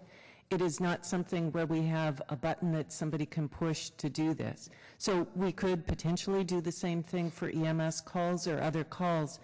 I think what your question points out is the larger issue of the databases that we have and how we can access those, learn to use the reports, get better data systems so that we can run those kind of reports. For our SEA report, we run by firehouse, so we're running by fire station. And, that kind of data happens to be in the database, so we can run that kind of report. The zip code data was not immediately available. But I think you point out a really good point, which is being able to look at this stuff on a more micro level. Well, it's just very interesting because you look at the bottom of the chart where there's on average 1 fire per year, and the top of the chart where it says roughly 1 fire a week. And you wouldn't staff both of those areas the same way. And there's other variables, obviously, but I think having this data ought to be informative as you're looking ahead to the future of the fire department, how it should be structured, and how we ought to manage our resources. And this is part of what I'm hoping that we can empower you with some additional resources in terms of data analysis to be able to do those kinds of things. But I appreciate how difficult it is to go into a database that's not set up for getting data out and trying to figure out how to make it work. I know that's not something you can do every day without a whole lot of work. Councilmember KHAMIS. First, I want to thank you for this report. It's very, very informative, and I think my colleagues pretty much asked all the questions I wanted to ask, except for one little one. Number 21 on page 17, where it shows that a city facility was cited 6 times. That seems counterintuitive to me. Why wouldn't we fix a city facility? And I don't know, what city facility is it that has received 6 inspections and has violations? My office? No, I don't think so. Can you identify what number it was again? Page 17, number 21. Location number 21. That's a central, not the central service yard, but the west yard storage.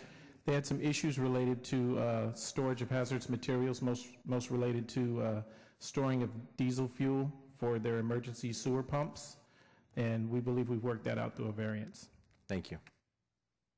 Thank you again for the great information. I have one request to speak on this item. I'll take that now. Ross Signorino.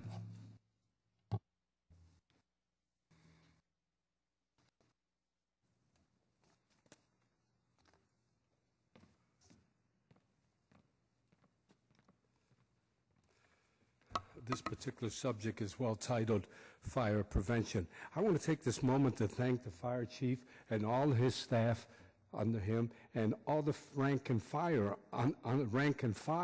under him, and the city auditor, of course, for bringing this subject and clarifying a lot of things. I'm just wondering if all the new construction that we're building in regards to home, why don't we put in a code that all new homes must have a sprinkler system in them?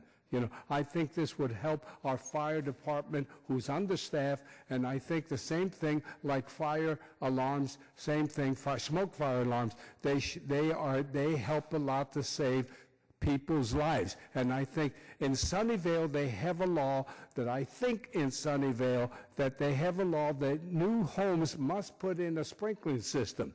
In the city of Santa Clara, the owners themselves could put in a sprinkling system if they want. Now, the reason I know that is because through my nephew, who was a former fire marshal in Santa Clara, retired now, and I mentioned, we were talking about this, about sprinkling system, and he says in Santa Clara, you could do that. You could check that out if you want. Maybe you should allow the homeowner to put something in themselves.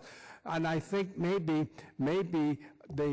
their fire insurance might go down if you have a sprinkler system in their home, and that they could help themselves in that way. And it would be beneficial to the fire department, which is understaffed, and maybe this could help them in fighting fires and help prevent fires at the same time and help save lives. Thank you. That concludes public testimony. We have a motion on this made by Councilmember Constant with a referral to Thursday for some of the additional questions. On the motion, all in favor? Opposed? None opposed? It's approved. That's the last business item. We have open forum remaining. John Shepherdson.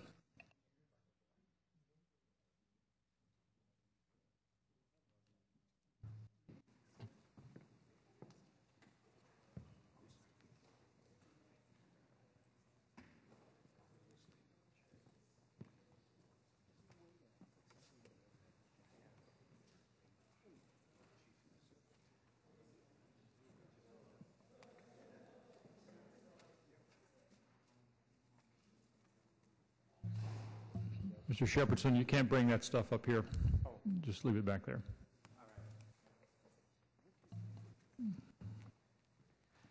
Mr. Mayor, may I speak from back here? If you wish. I would. I just wanted to bring to the attention of the mayor and the council that I walked Watson Park on January 1st, and I came across these old bottles and shells and ceramics. And what these are considered, according to the URS report, which was authorized by the city, is burn ash indicators. Burn ash indicators indicate lead.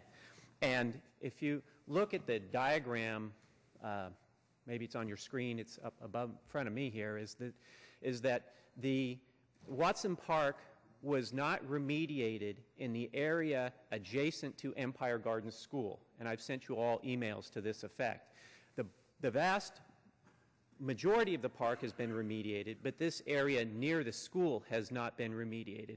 And I was able to walk through that area. There were trails. I walked with the principal of Empire Gardens School and a media representative, so it's very easy to access this area.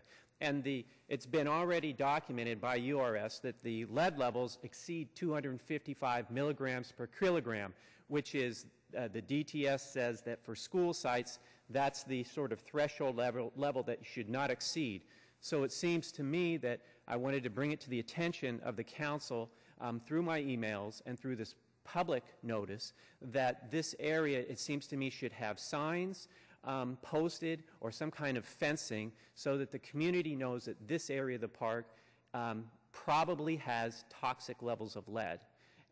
And my last point is as you know, we had a lawsuit against the city. We've settled. One provision of that settlement agreement where states that if my clients encourage or solicit anybody to make a complaint, then they would be in breach of the agreement. What that effectively means is they cannot talk about this problem. And I'm concerned that that's an impairment of their free speech and free assembly rights. And I've raised this with your counsel. He said they had the right to speak out, but when I asked to have that language and put it into the settlement agreement, he refused. And so, being prudent, they would not want to, if they sign it, then they basically give away their free speech rights on something that I think that they should be applauded for bringing to the attention of the community this issue. Thank you. Ross Signorino.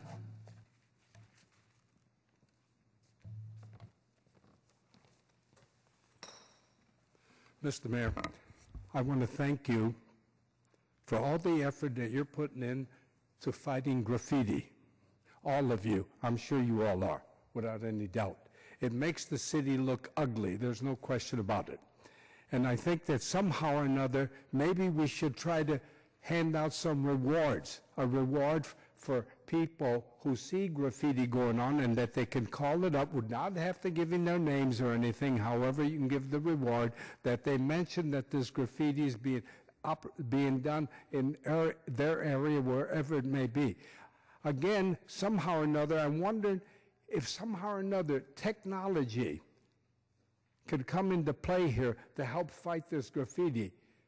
Like, for instance, I mentioned a little while back, maybe have one of these air drones. Maybe you can buy one from the military who might have a surplus one. I imagine they're very costly, and I'm sure you have to have an operating room somewhere where you guide these drones throughout the city. Maybe one should be able to do it, maybe not, maybe more. But somehow or another, we have to get a handle on this graffiti. It looks bad. In my area there on Moore Park and Saratoga, there's the switch box that controls the lighting system for the traffic signals, and they paint them just, and before overnight, again, there's graffiti. And you wonder, how could this happen? Is it there somehow or another somebody lives right there, can kind of keep an eye on this and mention this to the police as it's going on, because you have to catch them red-handed, or there's some witness that can testify that they did this. But somehow or another, our city is looking ugly, and we've got to change this. Thank you. That concludes the open forum, concludes our meeting. We're adjourned.